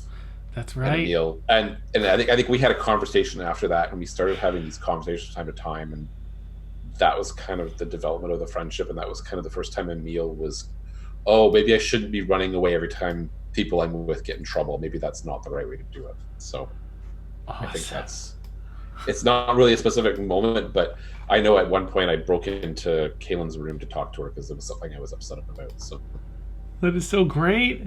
That's true. That was an overarching thing. That beautiful character development. That's awesome. I think my favorite Rain moment was just between the interaction when she first met the group. The interaction between her and Emil. Oh yeah. Awesome. But I can't wait to have many more memories. And also Blueberry. That interaction right there with Blueberry. Steph? Where you shapeshifted? Yes, Steph, I have to know what Caelynn, because she's been through so much. It's so hard. It's so hard. But one that really stands out in my mind is back when we were visiting Armia's family's house, and everyone was like upstairs interrogating someone and getting completely like 2 people. I think someone almost died. 2 people were being beat up, and Caelynn was downstairs eating dinner with the guests. Totally unaware. Talking about Warforged, eating chicken. She just starts like roaming the halls eventually, like, I wonder where everyone's at. And then like I need to watch, since I came in late, I need to watch from the very beginning. I think it was Ormia that came like bolting ball, down the ball steps you got invited to, and almost like ran right into. Yeah. What's going on here? Yeah. So, where have you been? That's amazing. I feel like Caelynn's had a number of amazing moments like that. Like, I think in the second session, you found the shiny, the malachite gem in the brazier. You're like, what's this? And then the door shut and the gas came out or something. Yeah, and that was the first episode. That was episode 1. Oh, okay. Yeah. I think I remember a Caelynn moment where you had that bolt in the side of your neck. You were like knocked unconscious from it in a brawl. In a room, there was an actual spike in the side of Caelynn's neck. You fell unconscious, and someone healed you. That was. I remember the map. I remember visualizing a bunch of long tables, long wooden farmers' tables inside some stone rooms. I don't know where exactly it was, but you got healed back up and you went like hacking enemies down. You rolled so well after that. Like, it's like, oh my gosh. Yeah. Melissa, if you haven't caught on, Half Donut asked in chat what has been your favorite moment. Oh yeah, what have you got, Melissa? Oh gosh, there's so many. The first one that comes to mind is when Em and Astrid got drunk in a bar. And the cup and the antlers and everything, and that was a lot of Oh fun. my god. That was hilarious. That was so good. It was amazing. And oh gosh, so many good ones. I'm just looking through chat. Randy said that I like the times when Caelynn gets pissed in a fight, usually being protective of other party members. She just has it and starts stabbing every bad guy in the face. Let's just go stabby As her stab. eyes narrow. Yeah. You know how upset she is based on how narrow the eyes are. Half-Dorn also asked what people's favorite combat was. Now, Dan, you're not allowed to answer because if you say beholder, we're all leaving. Yeah. Oh, wow. We're out. Oh, I think my favorite as Rain, the combat that we had in the tunnel. That's the only combat you've been in as Rain. Yeah, that's what I'm saying. Right? nap. Awesome. And that was my favorite. Nice. Yeah, I kind of answered this with my favorite moment was the duel. Yeah.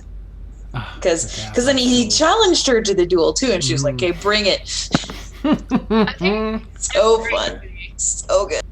I think my favorite was the penultimate battle at Black Rock Landing, because it wasn't even really our fight, and Emil just got it in his head he had to take part. Yep. Yes. That's That actually was I think really I pissed off good. about half the party when I did that. But That was That's actually the Amazing. one that I was gonna say too.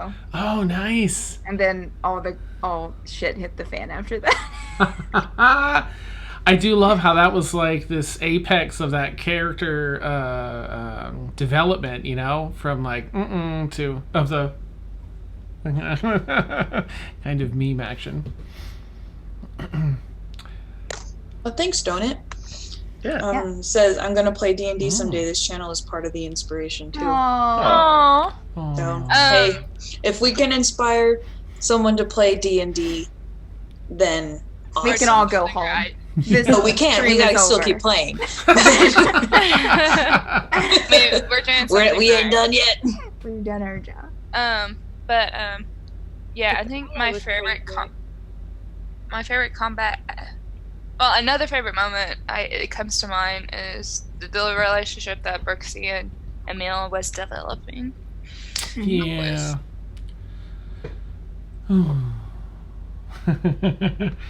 It was And thanks for the beautiful. questions too, Half-Donut. Yeah. Yeah.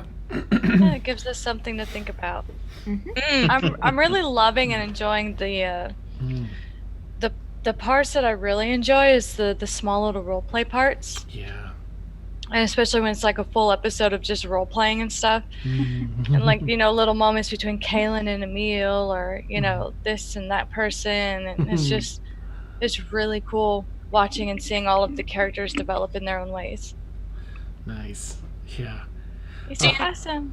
Off topic, Danny said that he searched Crit Roll's closet for Laura's Lolita dress that she wore, and Ah. Danny, please, you know what to do. Link it in Nice. my Discord channel Make it happen. so I can have it. Yeah, but I'm so thankful to you, Dan, for asking me a year ago to Oh, order this, because yeah. Super glad to have Like- you. like weeks like this, like having an off week, just try not to cry. I love you. Just it's like the highlight of like just the end of my. It's just I knew it's the end of the week, so I'm just not great. I have a one spin lesson and then D&D. Nice. Oh, so glad to hear that.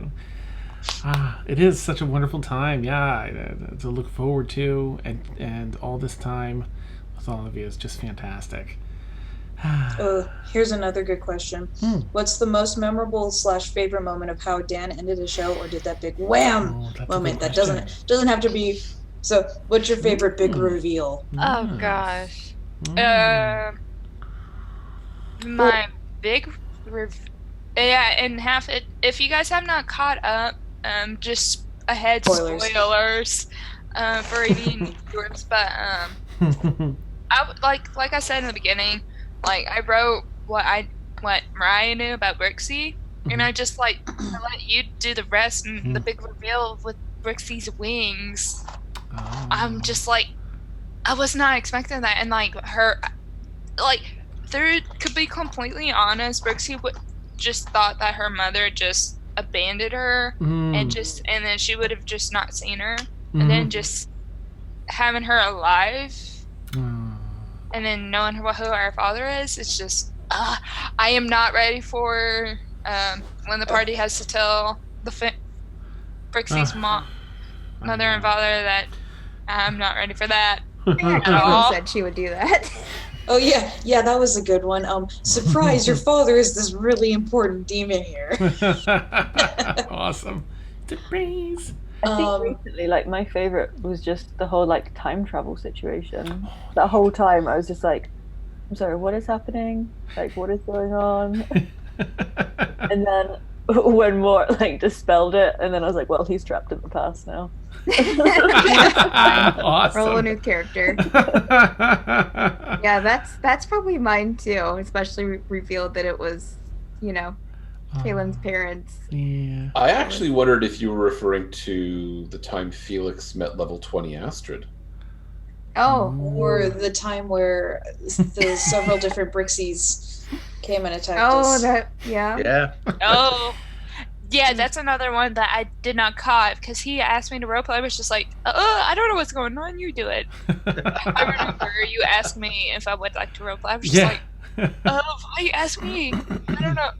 Like, in my head, I was like, wait, what? This is... Why?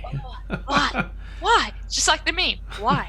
Why? Dan's a jerk. He says a lot of that was a total shock. Neat. Like, for me, and it would have been episode somewhere in the late 30s, Dan called back to something that happened in around episode 10. When Emil dreamed he was standing on the side of a building and woke up and he was standing on the side of a building because he'd been bitten by a proto vampire. Or when the for me, it was the reveal about what was happening to Mia. Yes, the rumor. And it was like that happened back in episode 2, and then it's like and then like 10 plus episodes later, the failed wisdom save, and that was a slow burn. That was a very slow burn. I was subtly making changes to your character portrait every other week too, and adding like darker eyes and more. And adding hit points when I touched people. Yeah, like in the combat tracker. Like, yeah. Although my favorite reveal that you've done, it was not in this campaign. It was this last Tuesday. It was that bomb you dropped on me suddenly, and that connection. I was like, yeah. My mind is still blown about that because it's like, oh, whoops, I stabbed that guy, but not me. Excellent. Yeah. Awesome. I just want to say, Dan, thank you so much for just being the amazing DM you are. Every time you just describe something like it, I see it so clearly in my head, and when you do all your accents, it just brings everything it becomes so much more real, and it's really awesome. Awesome, thank you so much. Oh, so kind. I mean, Beth, I have to ask. This is very off topic, but why is there a lamp on your chair? Oh yeah, it's got a big clip on it. Oh, check that out. Oh. So. Oh, well, turned off. There you go. Turn it back on. Yeah. It doesn't have a stand, so it just clips onto stuff. Oh, okay. I was so confused. I was like, what's happening here? Are you at your own flat, or are you at somebody else's?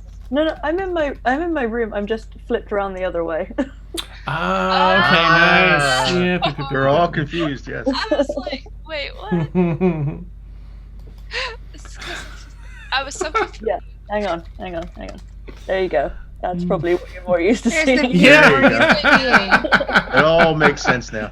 That's awesome. Oh. The world makes perfect sense now. It's back I in can its sleep place. tonight. Yeah. Peace is restored. Awesome. All right. Well, I guess we'll jump back in. Amazing questions. Awesome answers. And of course, at the end of the stream, there are some folks that absolutely have to go because they're up. I mean, like, it's dark 30 for Beth right now. So, I mean, yeah, I got it. mhm. Okay. But maybe we'll run a couple more questions then for those that can stay. But in the meantime, gosh, right. Emrysina was heading up to see Emil. Okay. Galithor excuses himself. Good night, then. Emrysina. And as Em is going upstairs, she hears Aeronwenn and Mort talking about making the snack, heading into the kitchen. Somebody's got the munchies. And I think I would assume like you would see Ray just sleepwalking, just going nowhere in particular. She's trying to find a bed because she's just like She goes in and out of a room or two before she finds one that has a bed and is sleepable. Emil, does she find you? Are you... Yeah, Emil's in his room. Okay. Window open, so I'd imagine actually so is Seb by now. Okay. You said your door is open? Yep. Or is it closed? Actually, the door would be closed. Okay. Dum, dum, dum. All right. Come on in. Hey. Emil's playing with his dagger. Oh. Sorry about the whole... Oh. I kind of checked up on you. I'm sorry.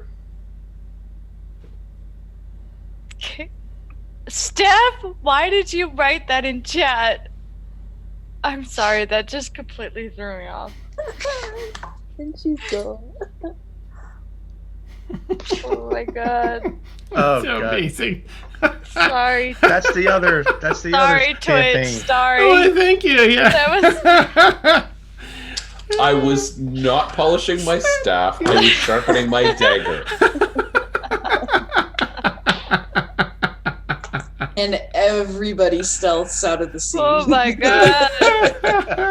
Homer Simpson's into a bush. Yeah. I feel like I need to back out of the room and just start like closing the door. That's amazing.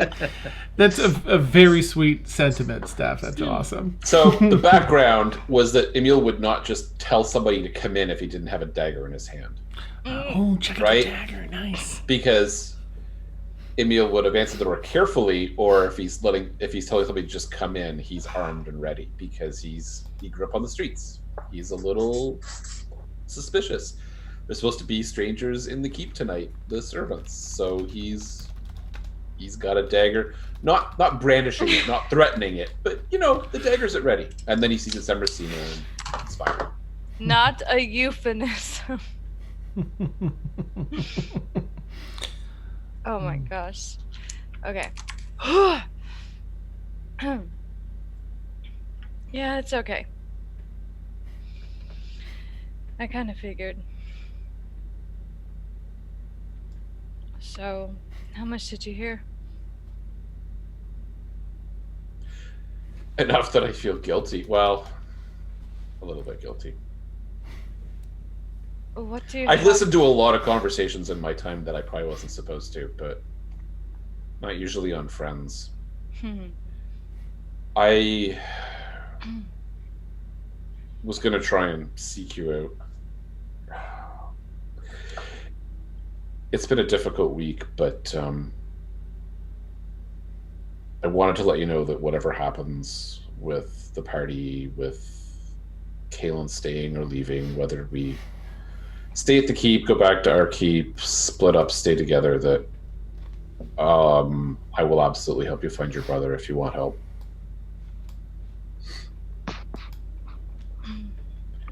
I also wanted to say that when we were fighting down in the caves below the keep, I don't know, I got lost somewhere around here. You cast a moon spell. It's one that Brixie used to cast. I'd forgotten. It'd been so long since I'd seen you, I'd forgotten that you were a druid, and I lost my mind for a minute. I'm so sorry. It No, wasn't my... not your fault, that's for sure. I'm just sorry I lost my cool in a fight. It's not gonna be... I mean, it's not like it's the first time. It happens. I know, it does. And you know what? We're all gonna be okay. If we can help it, your brother will be okay too. And you will be okay.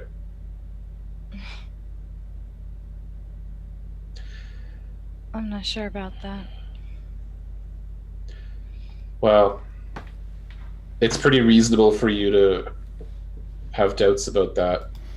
I think it would be reasonable for me to have doubts as to whether or not I'm going to be okay, given that Brixie died, but I guess I just have faith. And how does one attain such faith after such grief?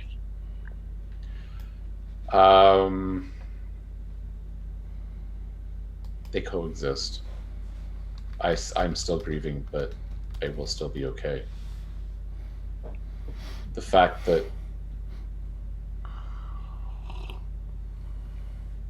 sorry, you didn't come here for a religious treatise or a philosophical discussion, did you? I'm sorry. I'm finding my faith bit by bit is my short and simple answer. Whether or not you have yours, all I can do is say that my faith and my cunning and my life are at your service. Let's see if we can get your brother back. To be You honest, are my friend.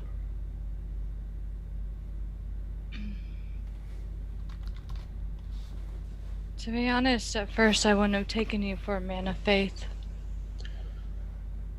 Yeah, you and me, we can agree on that. And I didn't realize that you and Brixie were so close while I was gone. I should have stayed in touch. But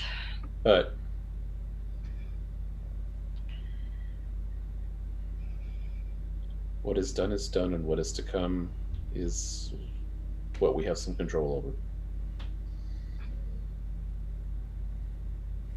Why did you come? It wasn't to hear me talk like a priest.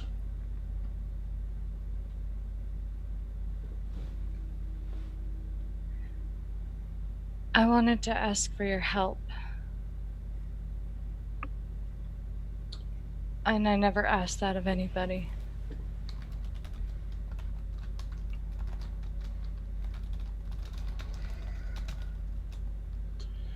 Well, I hope you will have, and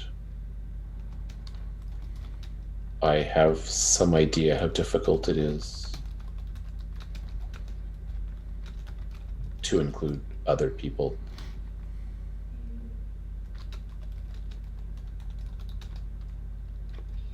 Thank you, friend.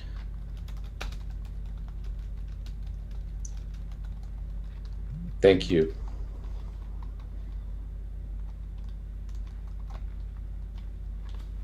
Also, where did you get those really cool bracers?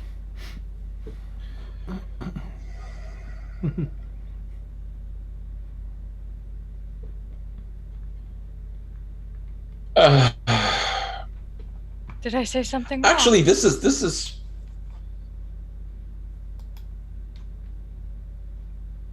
Emil. I was bitten by something a long time ago, under the sewers of Metz. I am in a small amount of danger of turning into a vampire. Small? Small. I met a patron of mine through Sterling Sam, who Sterling Sam assures me is a force of good in this world. She told me I had two options. I can seek a cure for the vampirism since I'm not fully turned, or I can seek to try and live with the beast and use some of the powers and abilities to try and do some good. I am very cautiously opting for the second. The bracers are part of what helps me control. So they're magic. They are.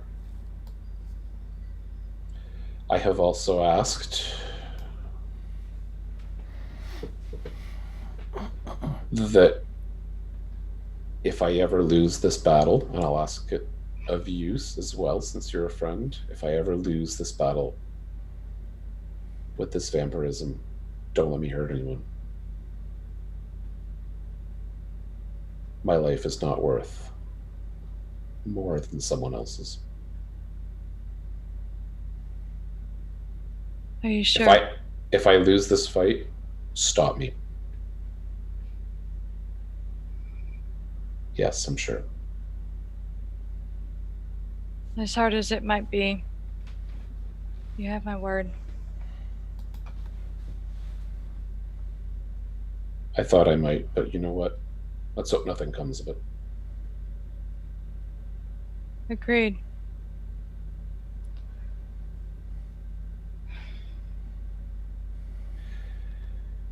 You've come back into a complicated affair, I'm afraid.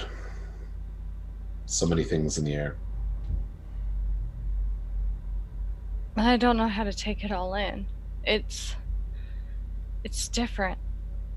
It's kind of the same, but not really. Especially after what happened. I mean, so just learn to live with it like everything else.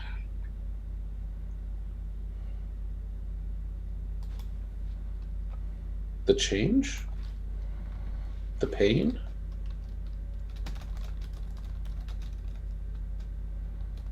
Is there no hope?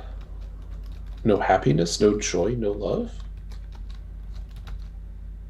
I'm very happy that you're back. I mean, not as happy as Seb is, but I'm very happy that you're back. My life is grief and faith and joy in equal parts right now, and that's not the ratio I want. But your return is part of the joy. Is there no joy on your side? No hope, no relief, no comfort? I'm going to turn around and walk out the door and slam it. Galathar probably would have handled that better than I did. I'm going to go downstairs and go outside and fly back to the camp that I was before. Okay.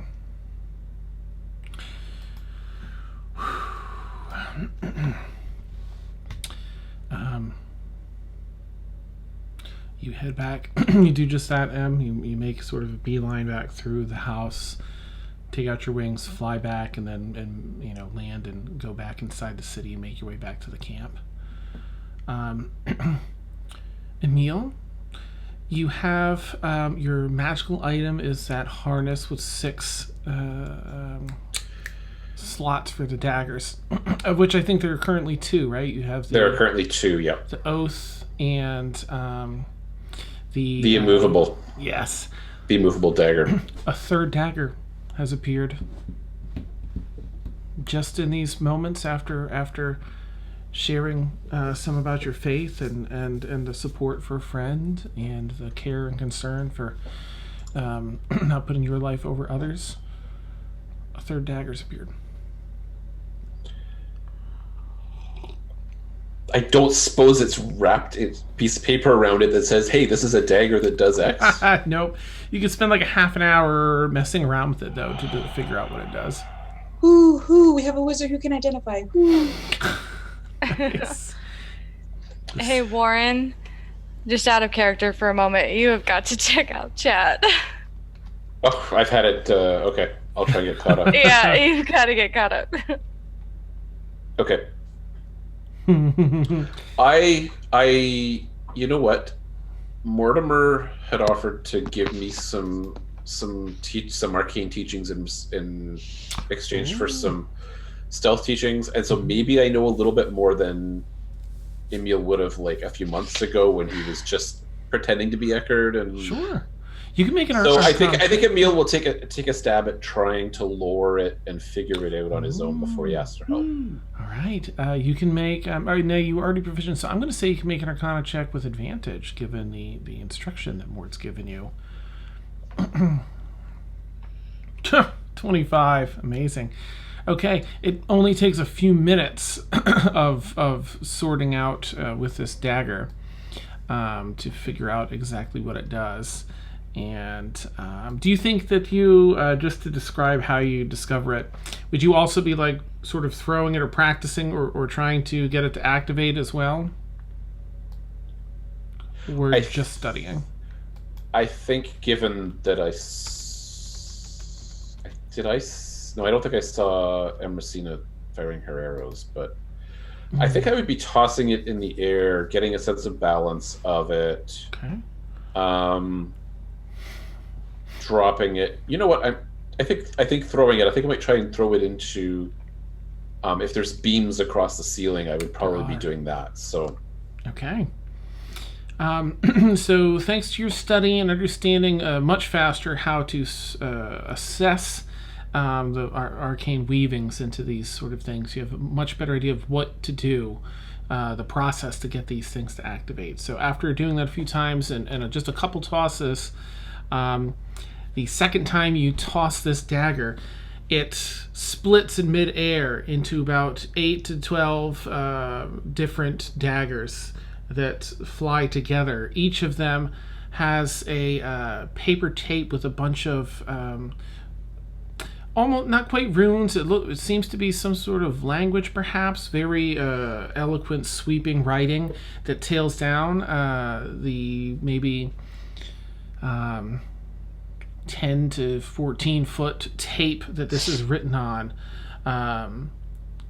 And as they strike this particular piece of the post, they actually wrap around it and start locking in around the post. It's similar to the iron bands of binding, except it's a dagger. So with iron bands, you have to speak a command word. You don't with this. And basically, you can throw this dagger at a huge or smaller creature you can see within 60 feet of you. As the dagger moves through the air, it splits into these multiple daggers. You make a ranged attack roll with your dexterity modifier and proficiency bonus, standard ranged attack roll. And on a hit, the target is restrained until you take a bonus action to speak a command word that then releases it. Doing so or missing the attack causes the daggers to reform into one when they strike whatever they're going to hit. And a creature, including the one that is restrained, can use an action to make a DC 20 strength check to break these seals. They're paper seals, like, again, you'll find in manga and anime and I think Shintoism, where it's eloquently written down on these long paper trails. But it's a DC strength check of 20. It does not destroy it on a success like the bands are, of course. But the restrained creature is freed. And if the check fails, any further attempts made by that creature automatically fail for the next 24 hours. Wow. Now, remind me, the bandolier, if I just throw a dagger, one of the other daggers, say, the daggers return to the bandolier? They do. Okay. It just makes me think of, oh gosh, what did Vax have that makes the dagger that, one of the Vesh's daggers. Whisper? Yes, Whisper. He comes back to him. Makes me think of that. Well, all his daggers that he attunes to are in the belt of returning. So those came back. Thinking. Whisper, he was able to teleport through it. The belt of returning is what I'm thinking of. There we go. Thank you, Sam. Gotcha. He's got a bandolier of returning with epic OP daggers. Awesome. I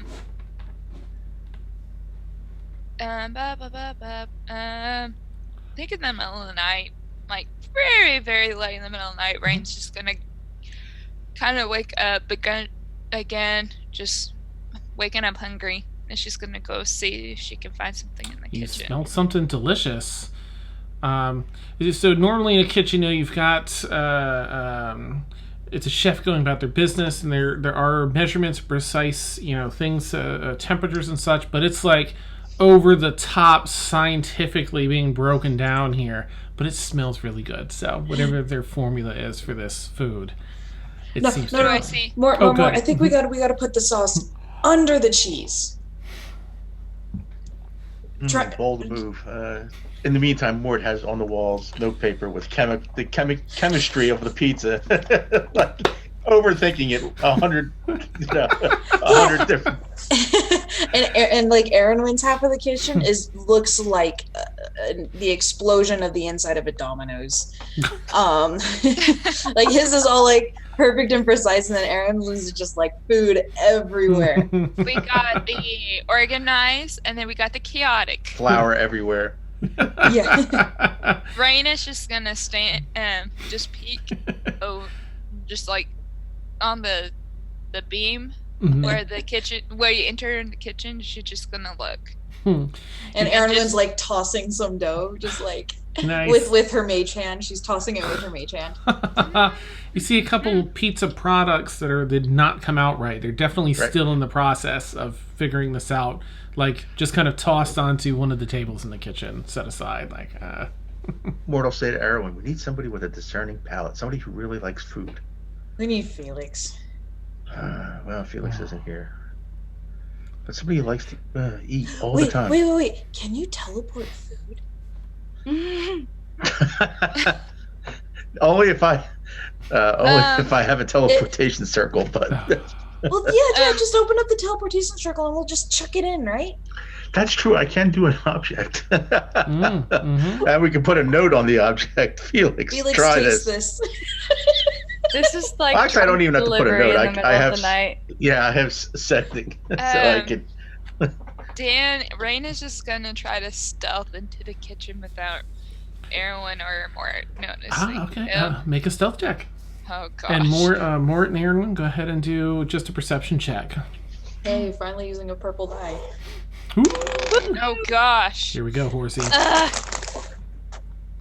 Ooh, perception. 16. Okay. All right, Max, you failed me. Oh no. They see me. No. 18 plus 1, 19. Okay. Well, I'm just gonna say they see me. It's a floorboard 7. creaks, like just one of those stupidly loud ones. As they pause and they're talking. You see Rain. Hey, you hungry? A volunteer. Hey. Rain's just gonna.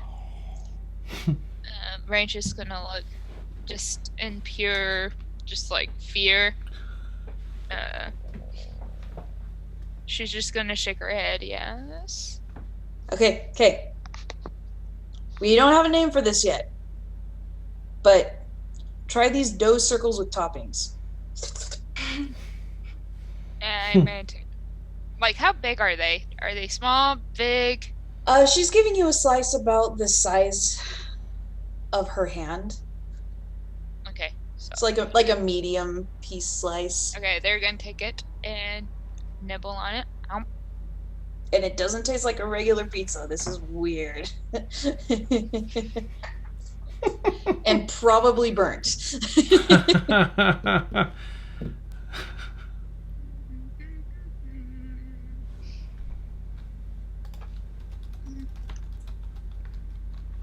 Hey, Dan. Mm-hmm. All right, where was you when you? Okay, Vax, you're at Dice Show. While you're doing that, Rain, I'm just gonna see what M have. What's up? I was wanting to do a druid grove with 4 grove guardians. Nice. Okay. You find that secluded campsite location, and you bring forth this grove. And I'm gonna stand there for a moment after it's all done and everything, and kind of mull over what Emil said over and over in my head. Okay. And then I'm going to start screaming out of the top of my lungs. And then I'm going to start running towards the prison. Oh, okay.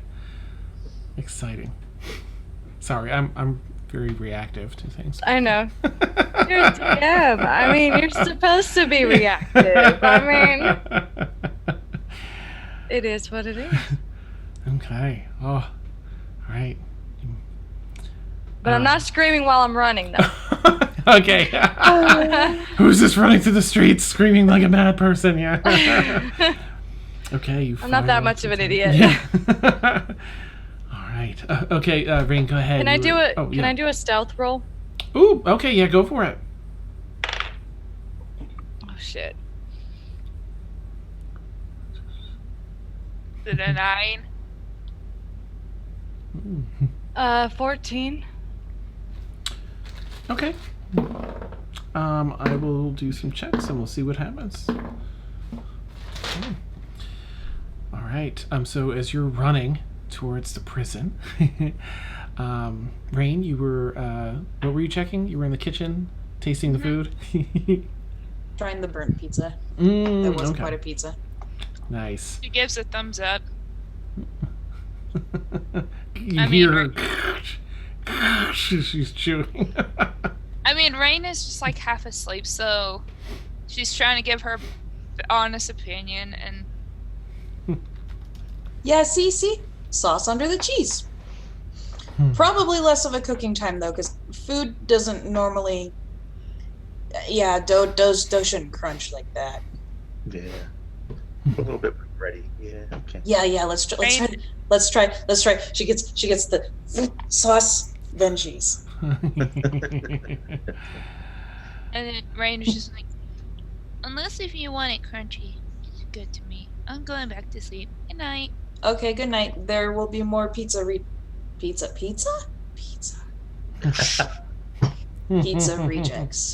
down here.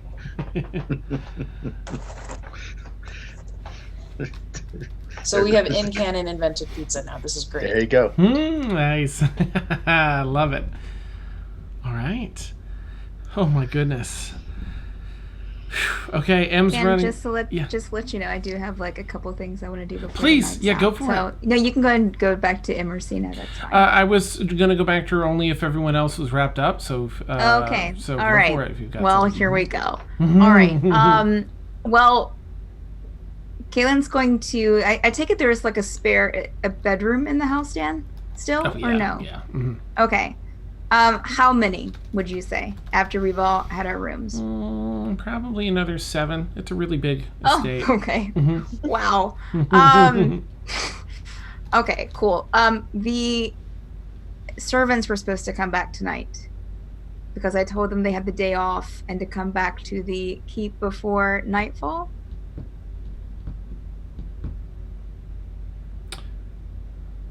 What was that part? Sorry, was that for me? Yes, the servants. The servants were supposed to come back this evening. Yes. Okay. They they do. They approach with some of their belongings, since there's going to be like effectively live-in servants and their tools for cleaning and prep, and they arrive probably after everyone else was heading up to bed and stuff. After Em left. Oh, I see. You've brought everything. I think we've got everything we need. Mm-hmm. Okay. All right. I have 3 spare rooms. Will you all be staying in your own room? I take it. And they're sort of looking around in astonishment at the condition of the place. We are. My friend. My group is about. There's 7 of us, so we will be helping in the initial cleanup when we can. We're not leaving yet. So we will be to help. So, I mean, I know it's a mess right now, but we'll, with your help, and the rest of us will be helping to get it in working order. Of course, Nice. Meals are included. You'll have, other than sleeping, you'll have 5 hours to yourself in the evening time to do what you need to. I'm just asking, like, just for a regular day's work. Well, we're all pretty hard workers, and we appreciate the downtime. And Yeah, no problem.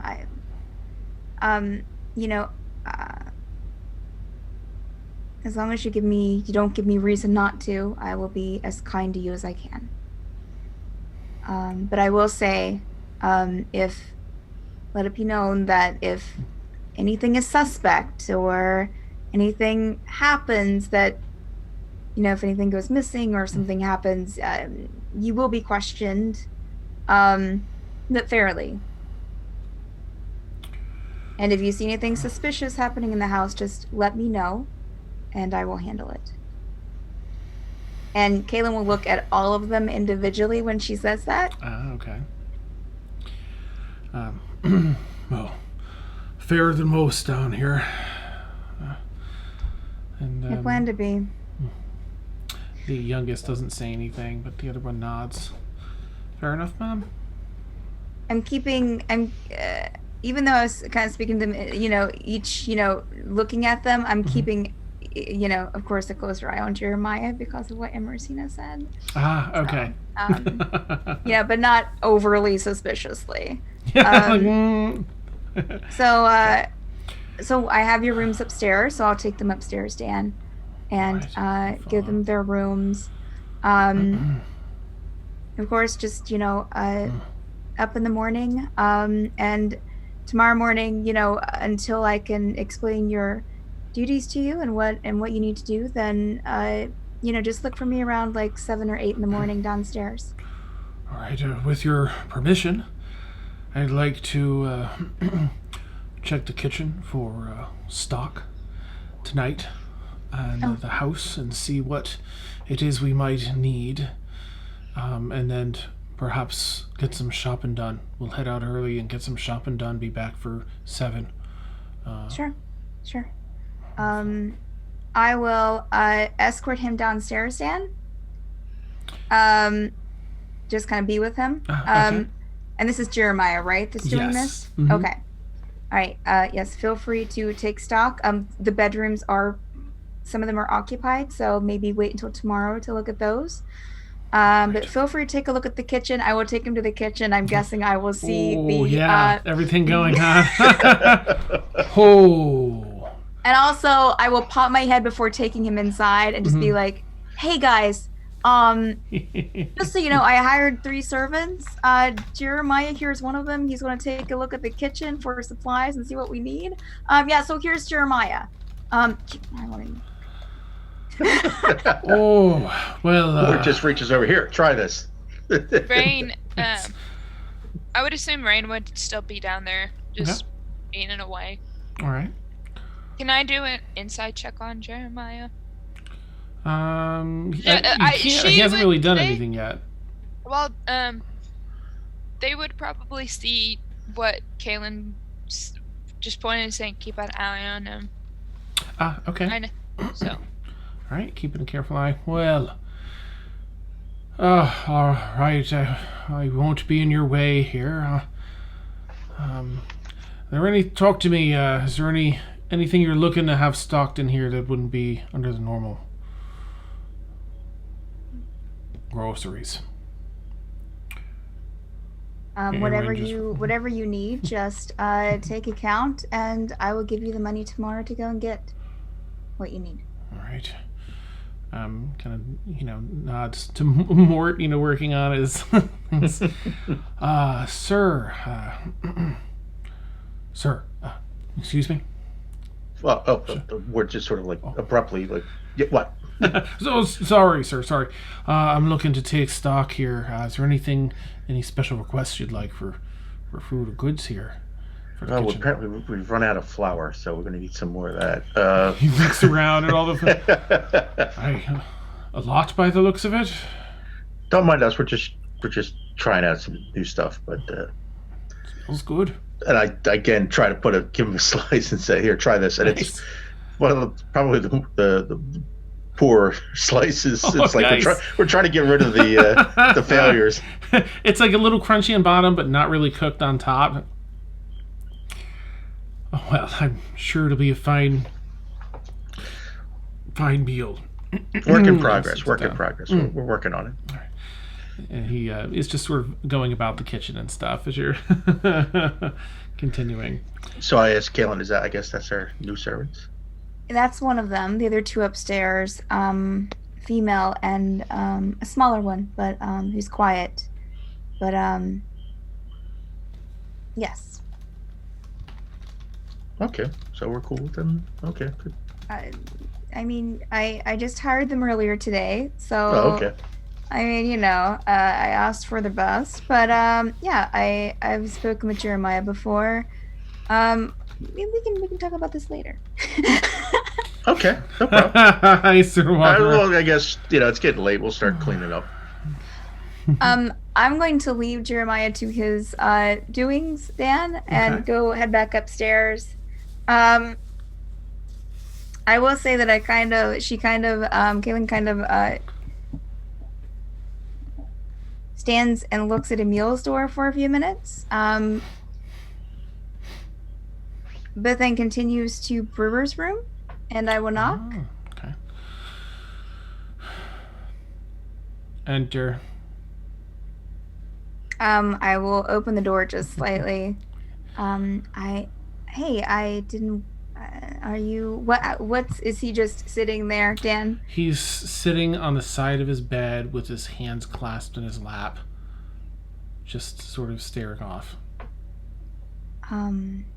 I just wanted to make sure that you kind of ran off when we got back. Are you? I mean, I know it was a lot of information today, but do you need anything? Simply time, I think. Okay. I know who I am now.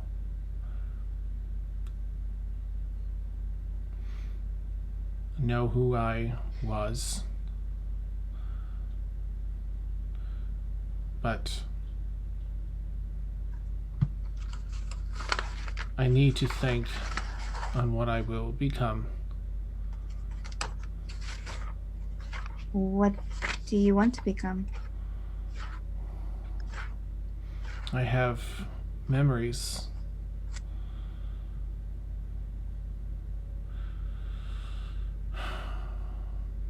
Now, of before I was Warforged. And I have so many experiences after. Hopes from before. I just need to consider which are most important to me and which I wish to pursue. I hope to find the same determination that you have, Caelynn. Thanks. I don't think that you need to find it. I think it's probably already there. He leans back a little. Well, if you need anything, just let me know. Or anyone here. Understood. Please. I offer the same to you, of course. Thanks, Pinhold. Good night. This little smile on the side. Good night. After I close the door, Dan, do you know, where is Mallow? I mean, not Mallow. What is it? Mallow, right? Yeah, Mallow. Yep. Yeah. Ended up being Mallow. Where is Mallow? I'm going to say that you haven't spotted Mallow, but probably found a nice perch on one of these beams up in one of the support beams on the, in an upper bedroom somewhere. You hear some rustling in one of the bedrooms, and you see like. Is he accessible? Mm-hmm. Is she accessible? Sorry. Yeah, yep. You go in, and the room's fairly dark, of course. It just has some of that bioluminescence from some of the crystals nearby that are shining in the window, and you see her sort of like clawing about, maybe like having a bit of a dream. She's sort of clawing on a post that she's propped up on. Caelynn is going to go over and just kind of sit beside Mallow and just start kind of like petting Mallow. He kind of opens her eyes and kind of does a little hop fly down and likes to nestle up behind your back like she did with like on the back of your shoulders like she used to with Brixie. And has a little purr kind of a sound. And that's where Caelynn will sleep. Okay. All right. Elsewhere in the night, Emrysina stealthily runs through the streets, arriving on, I'm going to say the 4th level, because I can't remember if it was 3rd or 4th. The 4th level in the center, approaching the outskirts of the prison. And Roger's hold, I think it was. Now I've got to go back and look. On the 4th level. Nice. Dan? Yeah. I know I've done so much with Rain, but with role playing wise, but she after she's done munching on her midnight snack with Aeronwenn and Mort, she would she can't go back to sleep. So she's on a mission to find the pixie so she can fly, and what her plan is to be on the lookout, Okay. I do have one question. Yeah. Would anybody be able to hear Em scream?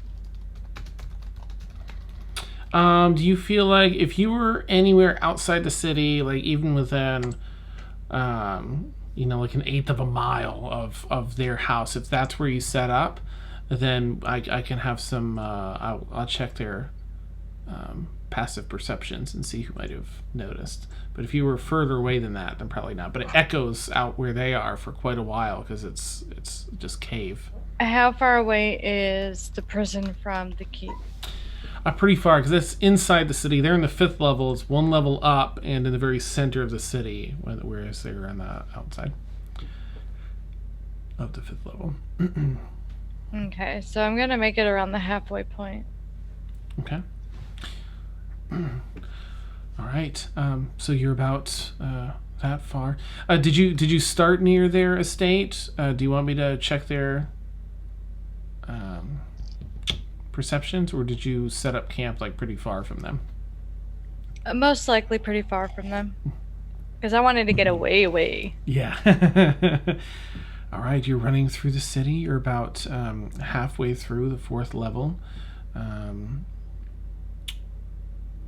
Do you want to continue all the way to like the outskirts of the prison, or you're about halfway there right now? About halfway there, I kind of stop, and I am so out of my mind right now. I just kind of ponder over what Emil said and how it hit so close to home. And that's why she's running. But I still keep going. Okay. You continue running until you finally reach the center of the city on this floor, which has massive 35-foot stone walls that have every 20-25 feet or so there's another squared off column, a support column that all the brick and stone are built into, and at the top of each of these is each one has a slightly different statue, different heroes to the faith of Roger, champions of Roger in the past.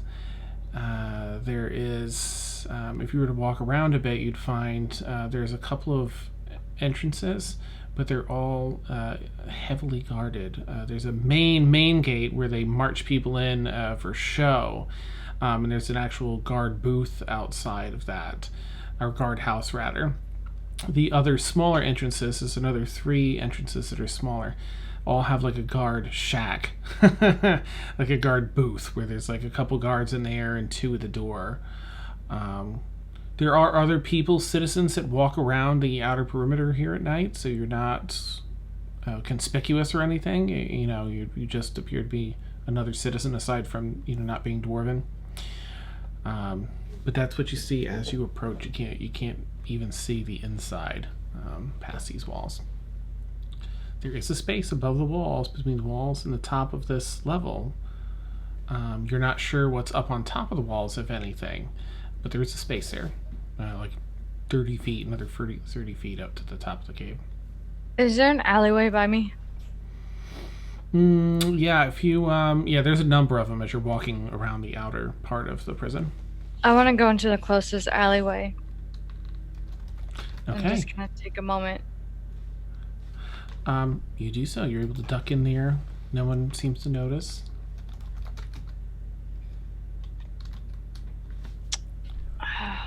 What am I doing? This is crazy, right? Make a perception check, Em, if you would, as you're in here. Okay.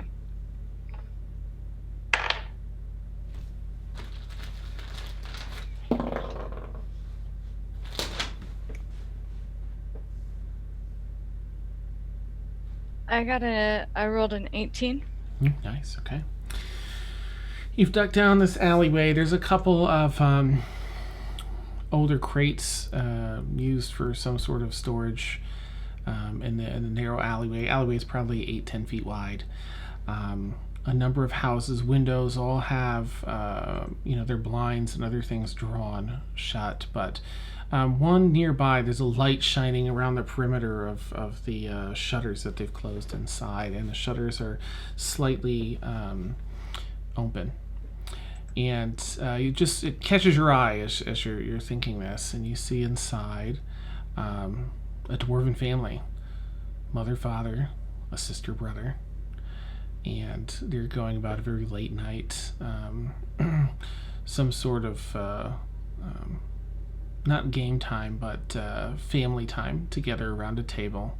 There's still some foods. The mother's sitting in a nice comfortable chair a little off to the side of that table. The children are working on little stonecraft people, chiseling away at stonecraft. The father's walking around inspecting their work and giving, patting them on the back. And the brother and sister are fighting a little bit over who gets to use which chisel and all sorts of silly things. but it just reflects that sort of what you don't have. I kind of smile a little bit, and a few tears start going down my face as I smile. And I reach out my hand to touch the window, and I stop.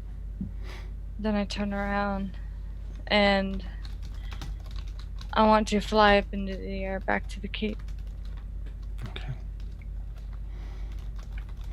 You managed to get there safely, a little late. How late are Aeronwenn and Mort up with the pizza thing? I mean... How long is the night? Yeah. Like, we'll probably get a long rest. Yeah, enough that we get, we're going to... We've I been mean, up we'll all go day to bed working. late and then sleep in, so... Yeah. Okay. So, Em, as you arrive back at the estate, eventually, you walk past the kitchen, you see all these discarded food, circles of different varieties and being cooked in different sizes and arrangements. I just hork some of it down because I'm so hungry. and so you were the first to discover the curse of pizza, that it's like, I can eat this anytime. But you manage to find some of the later products, which are really good. Nice and crisp crust in the bottom. There's one that's like a deep dish. There's another that's just a thin crust. Some really good. Some sausages have been cut thinly and sliced thinly and placed on here. All right. I want to go I'm gonna go upstairs into a room and just basically pass out for the rest of the night. But I'm locking my door. Okay. Okay, so you finally settle in. You walk past, you see Caelynn asleep in one of the open... Oh, no, wait, did you shut the door, Caelynn? Nope. Nope. Okay. So you walk by, you see Caelynn asleep with this long white... it's a luck dragon, so it's very much like... the luck dragon from Neverending Story, except for miniature, just sort of snuggled up around Caelynn and chilling comfortably. Everyone seems to be asleep. Does anyone have anything they want to do before sleep, or is everyone ready for bed?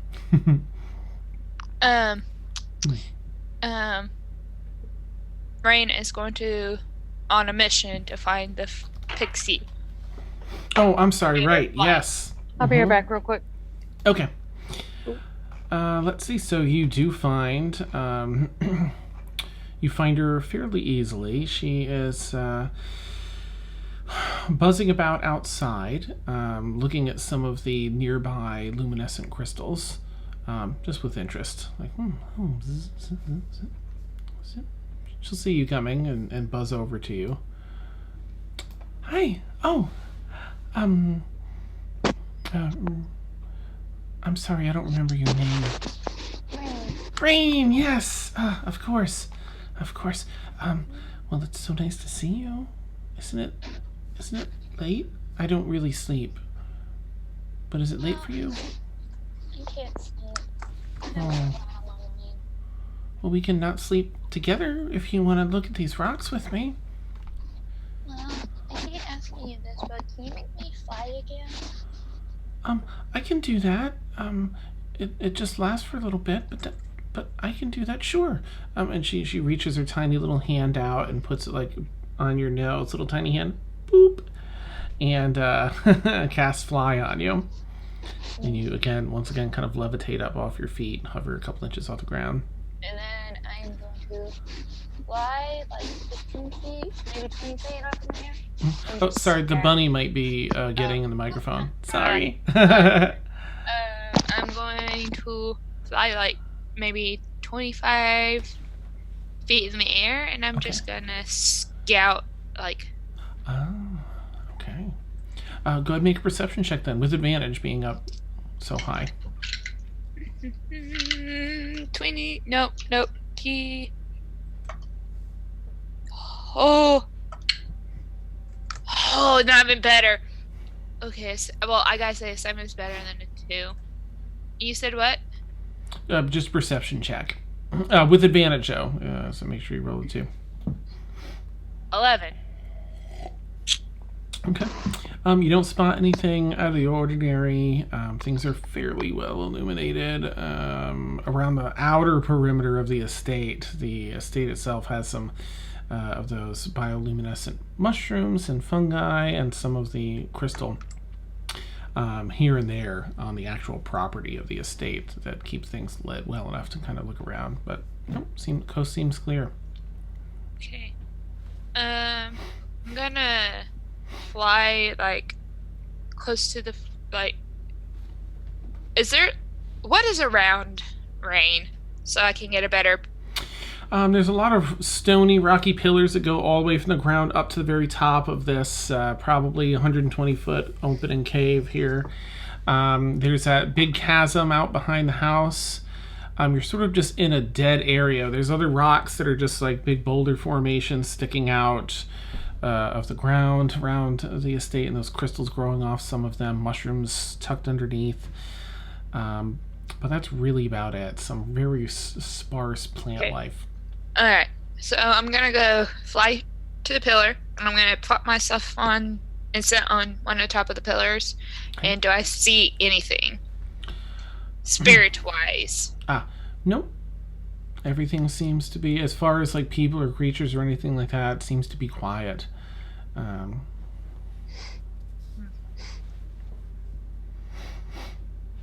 Okay. Alright, thinking about the spirit with that looked like the halfling. Mm-hmm. Is that right, Dan? You said a halfling? Oh, it was, not that it looked like a halfling, just that it was that size. It looked like child size, halfling size, gnome size. Okay, I'm gonna look up in the sky, and Rain is gonna say, "I've been looking for you ever since I saw you in the cave. You haven't shown yourself. Can you please show yourself?" And she stutters a little bit. Okay. You continue looking up in the air. Nothing. You kind of scan around the property. Are you? And where are you? Up? Not on the roof, but up on one of the rocks? Tall pillars, and Okay. And they're gonna fly while saying it as well. Okay. Nothing. Nope, they don't show up. Okay. Alright. And then I think she's gonna fly back into the house, motioning. What is the pixie's name? What was the nickname? I think she said Callie. Just call her Callie. Callie. Yeah. She motioned Callie to come in with her. Okay. And then she's gonna fly by the room. Do I see any doors open? The only door you see open is the one with Caelynn in it, with this long. It's the the luck dragon sort of is what you see wrapped around a strange creature you haven't seen before. Okay, I'm going to stand, and then very, very tired, she's going to they're going to goodness, can't think. Just left. They are going to sleep wherever there's a empty, if there's a bed or something. Okay, there's there's only one bed in the room where Caelynn was, but there are a number of rooms that are still open. Well, she's going to be in the same room with Caelynn, because they realized how stressed out Caelynn was, so she doesn't want to leave Caelynn. Gotcha. Okay. And also, they feel comfortable having somebody else in the room. You can pull together some blankets and stuff, and sort of make a little nest of blankets to lay down on if you wanted. Yeah. Okay. And that's it. All right. After Mort and I finish and we're gonna head up to bed, Aeronwenn is gonna go back into the kitchen and she's gonna very carefully make the best tasting pizza that they had discovered. Mm-hmm. And she's gonna cook it, and then she's gonna kind of do what she can to like preserve it. And she's like, okay, and she's and then she's gonna keep it to give to Galithor in the morning. So she made the best one that she could. It's like, okay. That's awesome. All right. Well, as you wrap that up and everyone settles into bed here for the night, there are 3 things that happen. First thing, Caelynn, as you dream. Oh, God. You fall asleep, wrapped up with the warmth of the luck dragon and the comfort of the bed that's held as comfort despite its age and disuse. You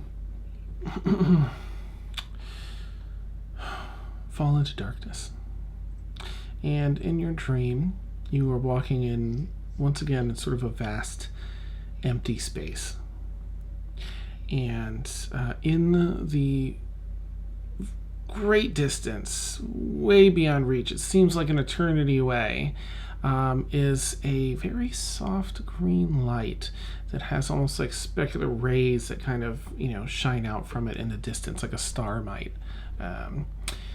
And it gives this just soft illumination to what may be a horizon.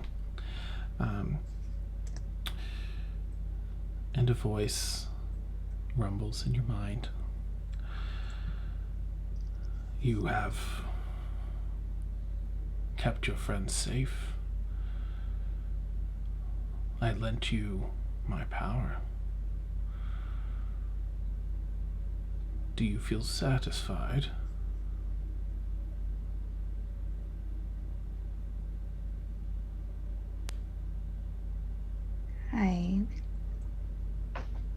I thank you for the help, but there's still a lot to do. There's still a lot to protect them from. You do not know the truth that you speak. There is something very dangerous on your horizon.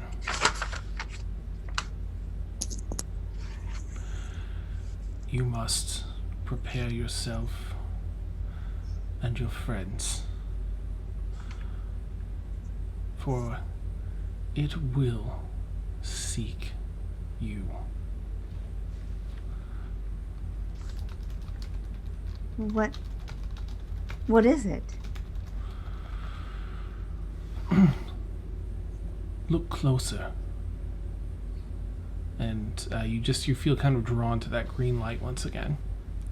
I will walk closer to it. Okay. It feels sort of still that odd eternity away, but your vision pulls closer to it, as though your vision is getting greater and greater, and you're able to see further in the distance with more acuity. While you're experiencing that, the second thing happens. Brixie. Shame on you, Dan. Shut up and go to bed. Why? Rain. Oh, jeez. Oh, no. Rain, you're settling in. You get your blankets all sort of in a bundle, and you lay down. You get comfortable on one side. And as that side sort of wears out a little bit, 10-15 minutes into you trying to fall asleep, you roll over, and there's a huge body-sized lump sitting up under one of the blankets next to you. Wait. Okay, I was making sure I wasn't muted. Do I recognize the body, or is it? You recognize how the top of the blanket seems to be draped over a small head. small hand presses out. You just see like the imprint of a little hand pushing out on the blanket. I try to reach out for the hand. Okay, you touch the hand and you are completely disoriented for a minute, as this is sort of what happens with your gift and the dead. And you see a flash of violence, not perpetrated by this ghost, but unto this ghost. Violence, torture, a complete lack of hope in this ghost's life, and this incredibly strong yearning for a connection, and not with you per se, but the ghost is reaching out for something or someone. I raise up, Mm-hmm. and I look in the direction where they are pointing. They aren't pointing as much as they have their hand out sort of towards you. And I whisper, "Do you want me?" You're overwhelmed with sort of a sadness. You feel this ghost's sadness and despair.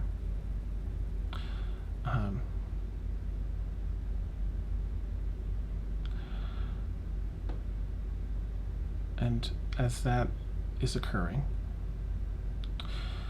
Caelynn, back in your dream, finally coming into view, the source of this green life. A very tall gemstone, green.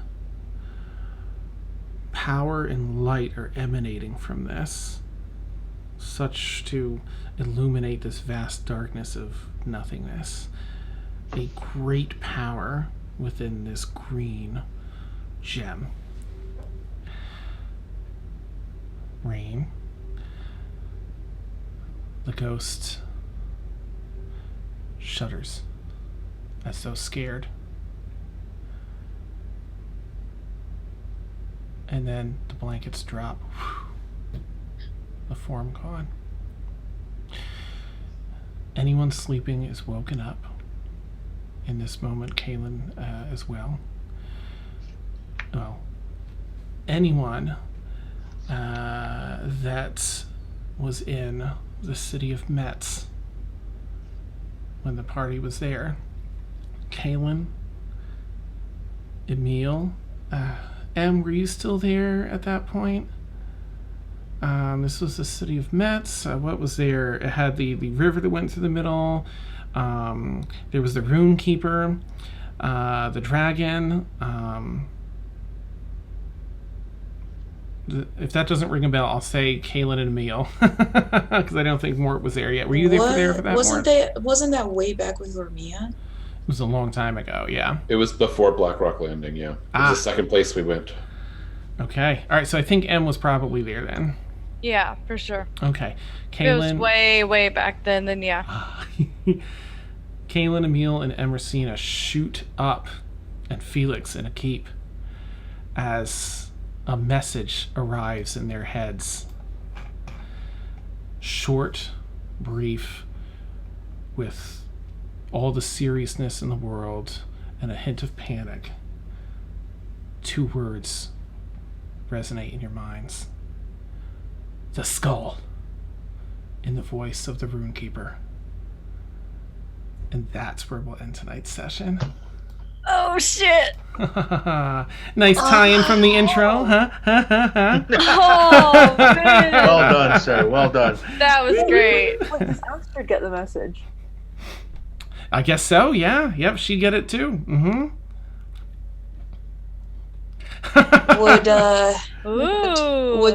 Would everybody tied to anyone that get the that was down? there would get the message as long as they're, in this world and on this plane of existence. Yeah, I was going to ask because like Rhineland's probably in the Fae, right? Yeah, so she may. So there's just like a percentage chance that it doesn't get to like a 5% chance. So I'll roll and see. So wait, the little ghost and this has anything to do with it? It's just simultaneously. Caelynn shot awake like right after the ghost got scared and ran away. 10 seconds later. Caelynn woke up. I was scared of whatever was going on. Something in the world just happened that was big. Do we still have the skull? Wait a minute. I don't think the runekeeper kept it to study it. Oh man. And that's the voice that you heard in the message, of course. The runekeeper's stoic voice. Wait. If Brixie was still alive. Was Brixie there for that? Or did we pick up Brixie? No, that was before Brixie. Okay. Mm-hmm. She wouldn't have been able to hear it or anything someone like else that. who would have heard that. Nice. And I'll take my hat off at that. Oh my gosh. Also, we are working getting very close. Probably a few weeks away from our first crossover event. Wow. So I'm going to start sending some messages and trying to make some schedules happen here. Mash up and find a special night. It's going to be so that. much fun. Mm-hmm. Wow. Mm-hmm. Yeah. All right. So now usually we just wrap up and stop for the night, but what we'll do tonight is players, of course, that need to bounce, please go ahead and bounce. Also, amazing session. I love the drama and the humor and everything that comes with this. It's phenomenal. So thank you, players, so much. Congratulations on 2 years, players and viewers. 2 years. That's incredible. Crazy. This is, I think, episode 89, so we're getting close to episode 100, too. We're like 10 away from 100. It's pretty exciting. Banana. Is that going to be before Christmas? I hope so. Probably It's going to be right around it. 12, and we're just the 11 away. We have another one this month. So I think so. Yeah, I mean, we'll see what happens with Thanksgiving and Christmas, like everyone's schedules, and where it lands in the week. Well, I guess it'll be the day after, so I think we did it last year, but we'll see. But yeah, it's going to be really close to Christmas time. I really love our interaction between Blueberry and Rain. Rain does not know why Blueberry doesn't like them, so... Just doesn't like kids. So I'm gonna say, go ahead. Any players that need to bounce, please do so. Thank you so much for being here. Go, guys. Yeah, have a great night, Pat. Take care. Before you leave, I don't know if you saw my message, but you have to wear the mask every single session now. It was pretty extra cool. That I mean, I paid for it, so it's got to get its uses. Good, awesome. You can slip it on when it's time for Blueberry, and awesome. Superhero. Good night. Good night, Beth. Night. Hey, Beth. I don't know if anyone else has to leave. Just let me know, or just bounce if you just have to bounce. But because it's our 2-year anniversary, anyone that's okay staying for a little bit, we can do some more Q&A. Yeah. I think that'd be fun. Yeah. Sure. So, viewers, if you have any questions for us and all that's transpired in the 2 years that have led us up to this point, fire away. Let's see if I remember anything. Oh, here's one from challenge. Donut. What's the most intense role you recall? Ooh. Well, death saving in brass. The role to try to get the time portal to work to get more. Yeah. I would have to agree. And everybody gave me 17 inspiration dice. Yeah, we were scraping the bottom of the barrel for inspiration. There was something in Blackrock Landing when we were in the keep. Mm-hmm. We were in the base. I think we were trying to sneak or bluff our way around or something. I remember that being really tense. That's Probably for amazing. me, it was the role is trying to fix Brewer. Yeah. And that was That was close. intense. Yeah. That was anxiety.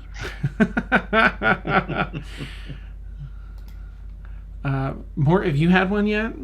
Was that the time one for you as well, or do you have something else that was intense for you? I was just a casual observer for the time thing, but Mm-hmm.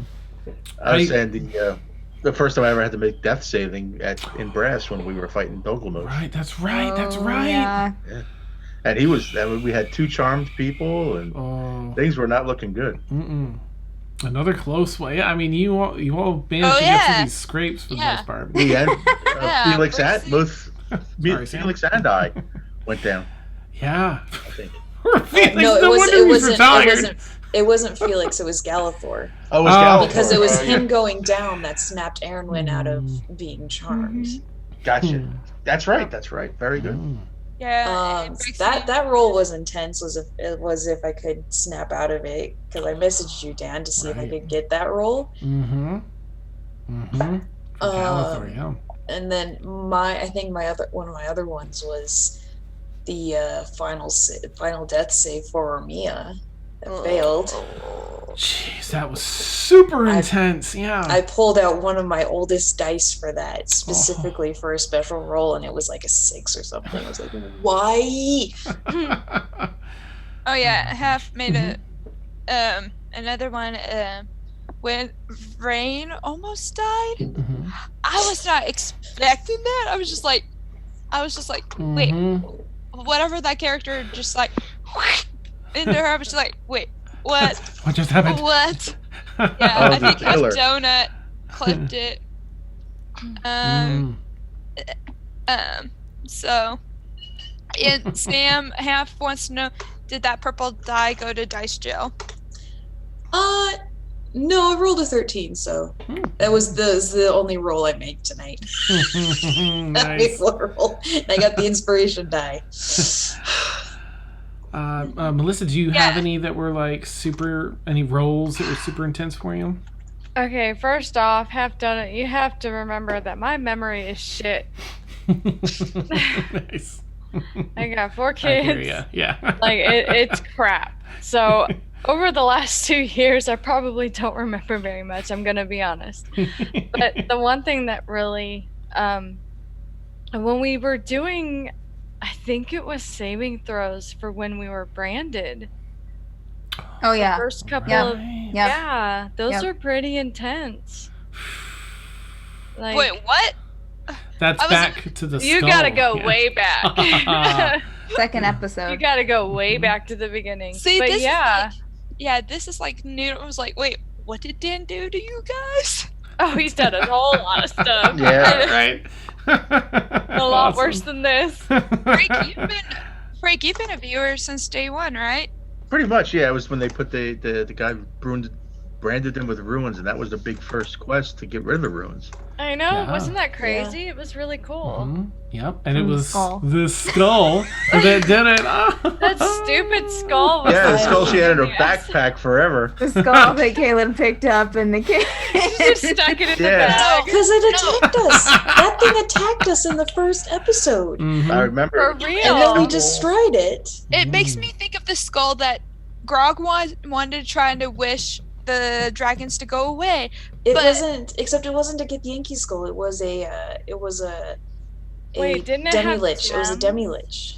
Didn't it have gems in the eyes? Big Yes, green yeah, it gems, did. Oh, which shit. you may also recognize from one of Brixie's dreams, as a green gem dropped down and bounced in the water. She picked up and went it into her body.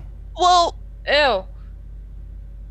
nobody Ew. knew that because she didn't tell anybody Yep, about just Brixie that knows dream. that. Yep, or knew it. Wow. Wait, Dan, I have to message you something. Okay. Hang on. You know the last dream that Brixie had, and then she died. She took it to her grave.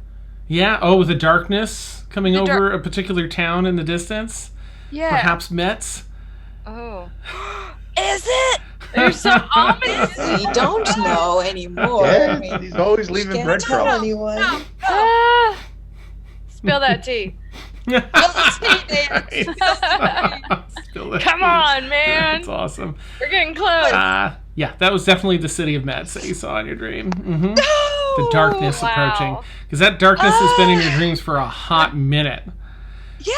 And if you recall, it came from a very, dark hole in your dreams. Very Yeah, deep, I do dark recall. place. And then I couldn't speak. Brooksy couldn't speak. She couldn't yell. And then she woke up with another night terror. Ugh. And now nobody knows. Lo and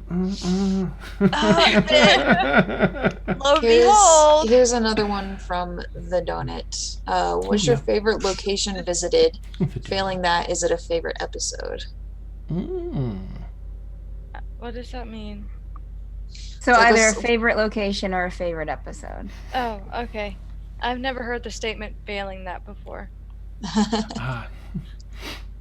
I think when we went to the Fae to chase after Davros, the gigantic Orin's thing Keep. Orin's Keep inside there, and it was like a living thing, Mm-hmm. and there was the heart, like the frick.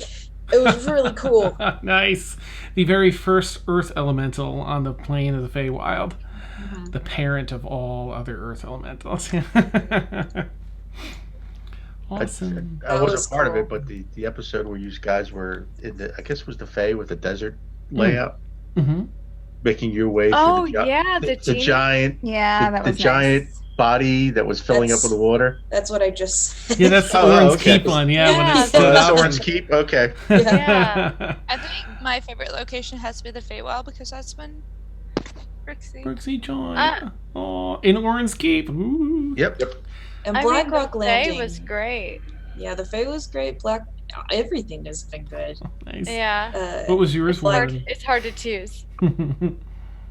Metz is like the prettiest place we've been, but I think my favorite place is the Party Keep, whatever we're gonna call it. Oh, awesome.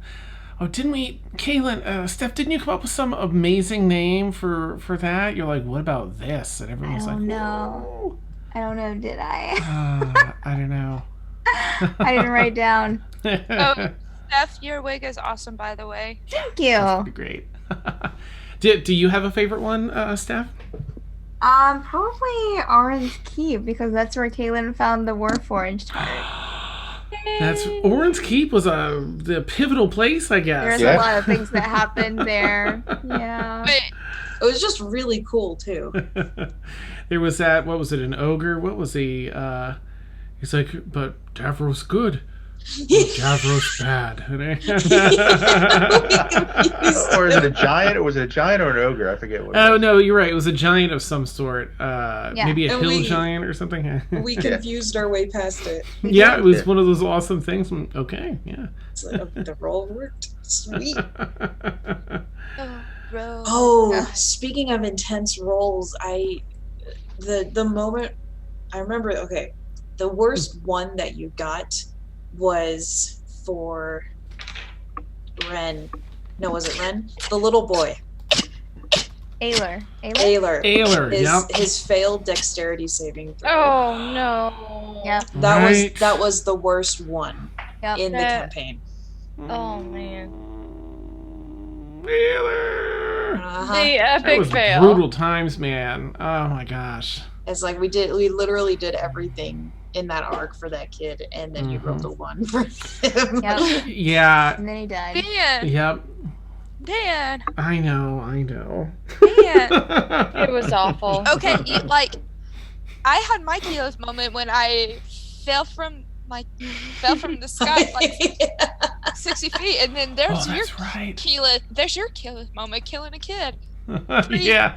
So sorry. Snap. Randy says one of his favorite parts was Manlin. For real. I love when you did was it last Halloween? You had the cosplay for him. Maybe it'll make an appearance this Halloween. I'll just have to find a better makeup to do it with because the other one broke me out.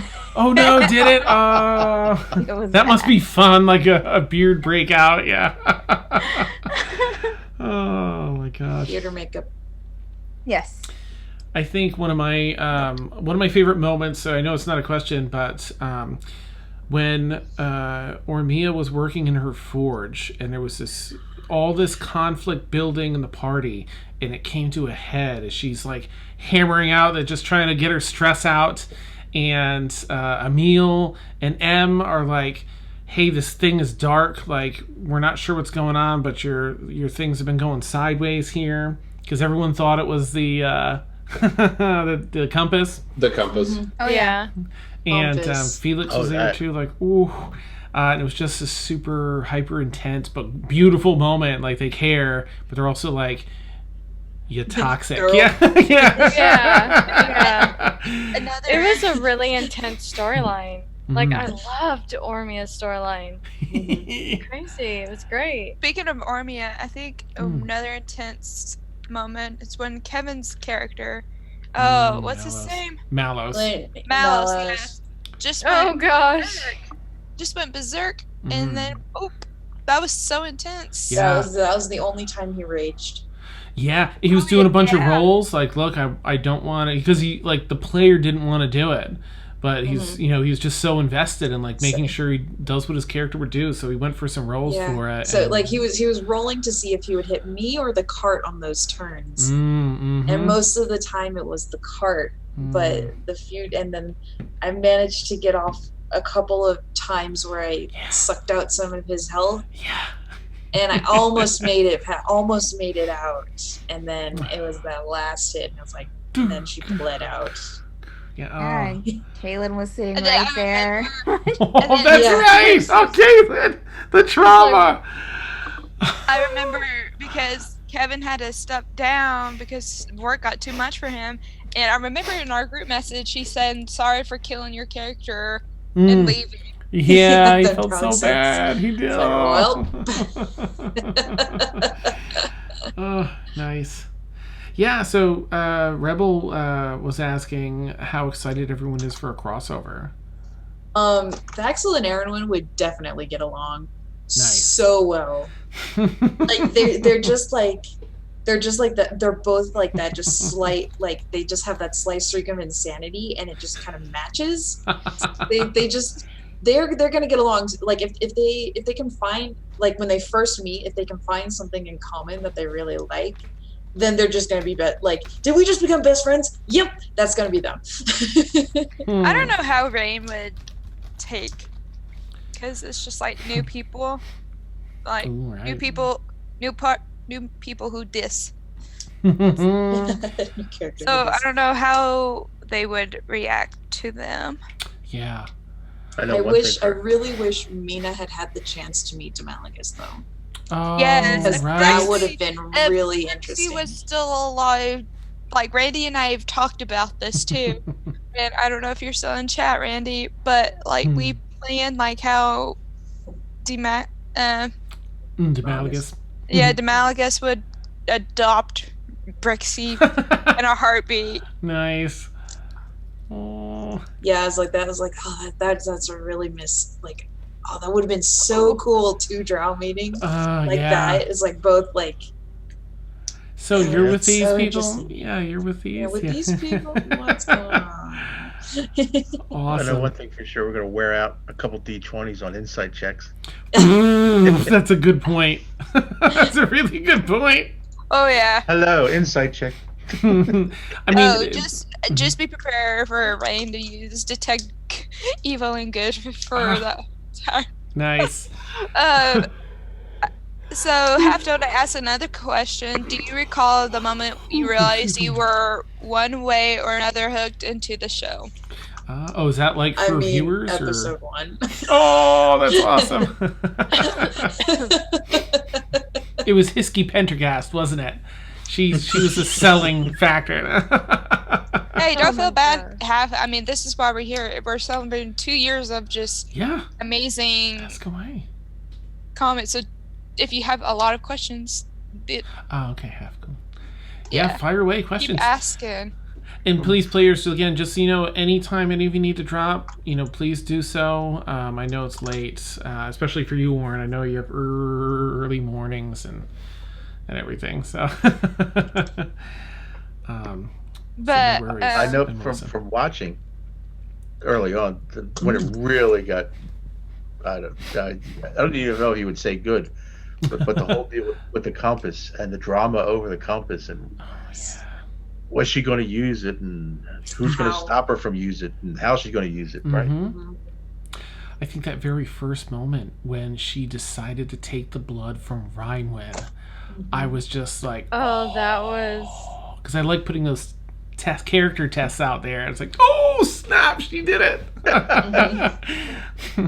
Yeah, I think everybody's reactions to when I did that was pretty great. Mm-hmm. I think that was one of the best things that you could have done for that character, though, because it just... God, it was so good. That decision was really hard to make too. It's like, what would she really do? It's like, yeah, because Aeronwenn saved her life several times over. So it's like, but then this, but then, yeah.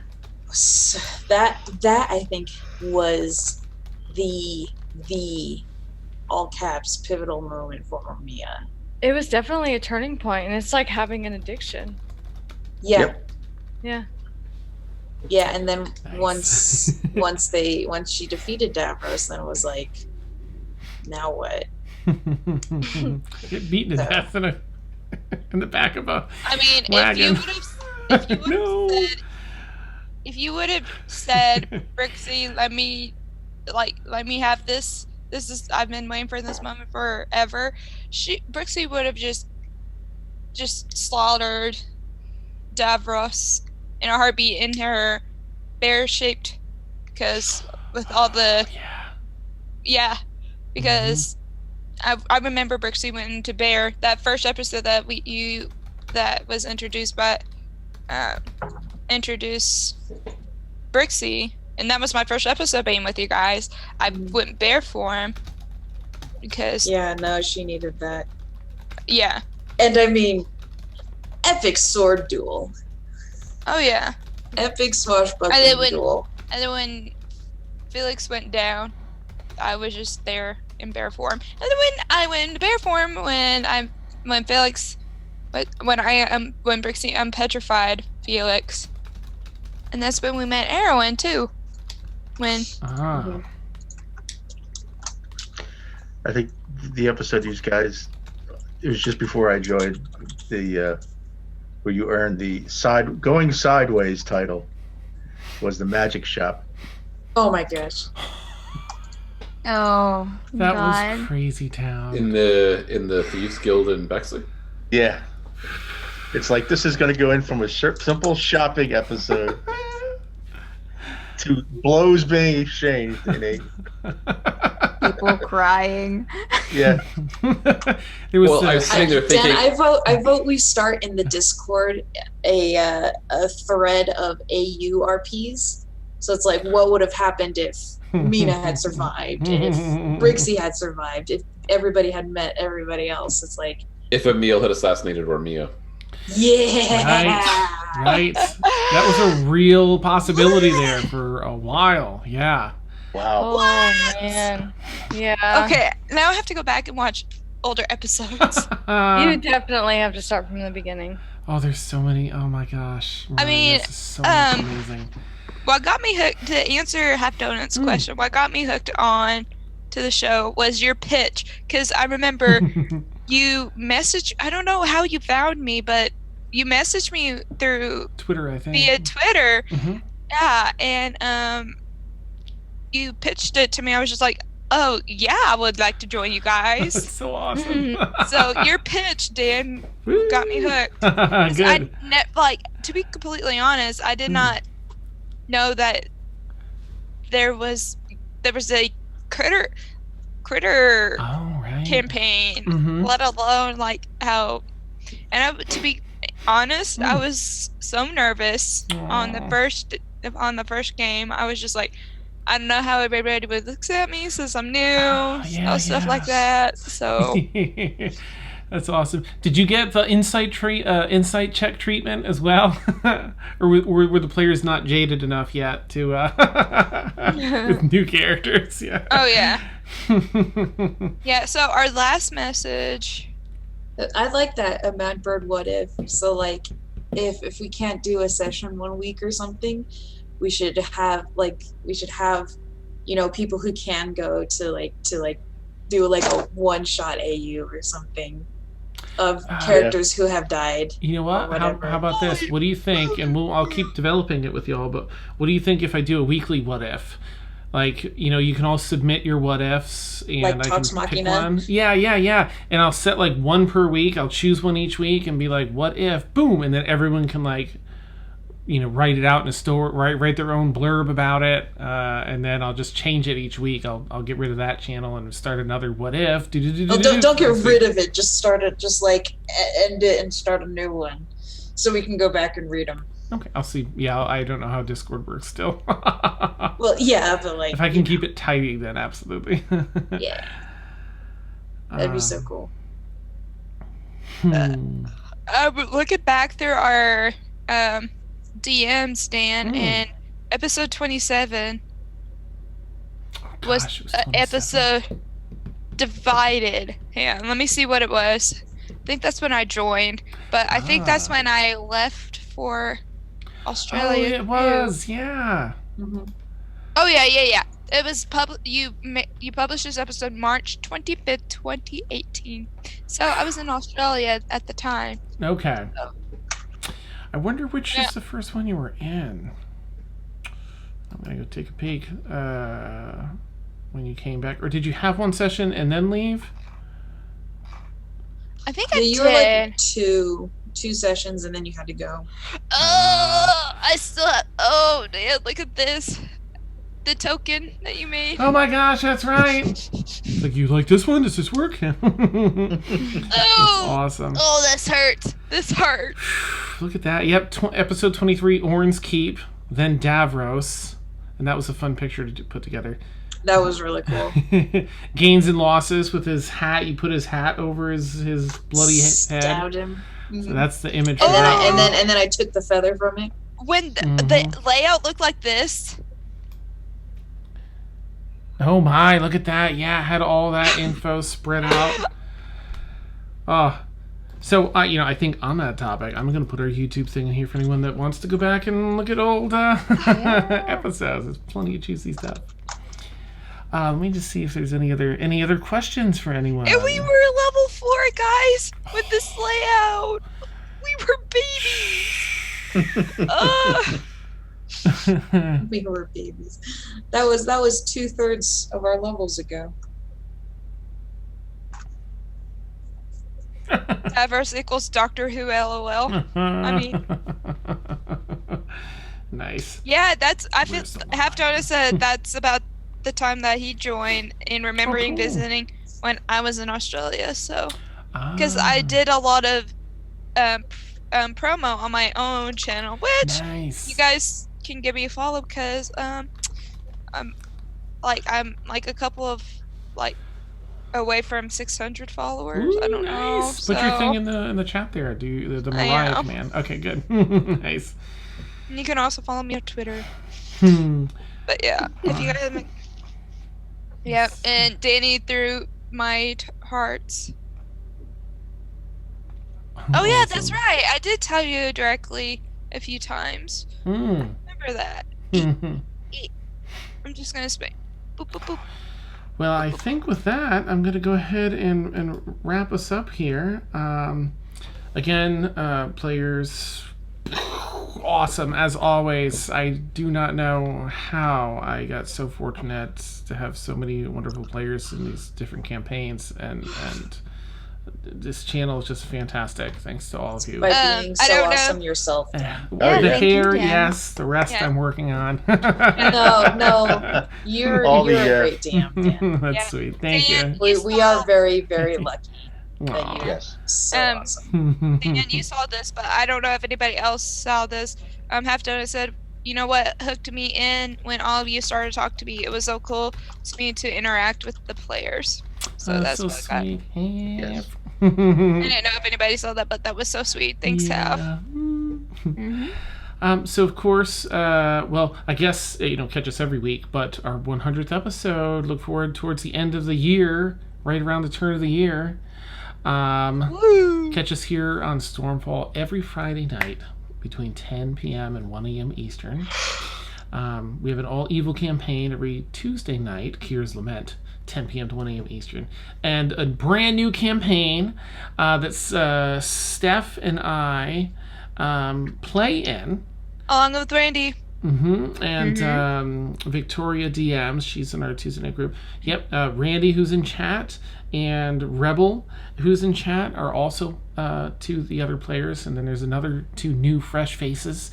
Play every Sunday night for Obsidian Scar. We had the premiere episode, as I spit everywhere, premiere episode, Thuffer and Succotash, last Sunday. Yeah, my mouth's like, just shut up, stop talking, what's wrong with you? So Sunday nights, 10 p.m. to 1 a.m. Eastern for Obsidian And there's a new Scar. character who just joined on Tuesday nights too. Yes, you have familiar face. Brand new character. Brand new. Awesome. New dialect for this. So have a wonderful night, everyone. Thank you again so much, chat players. You're all so fantastic. I can't wait to catch you all again really soon. Have a great night. Bye. Bye. All the super hearts.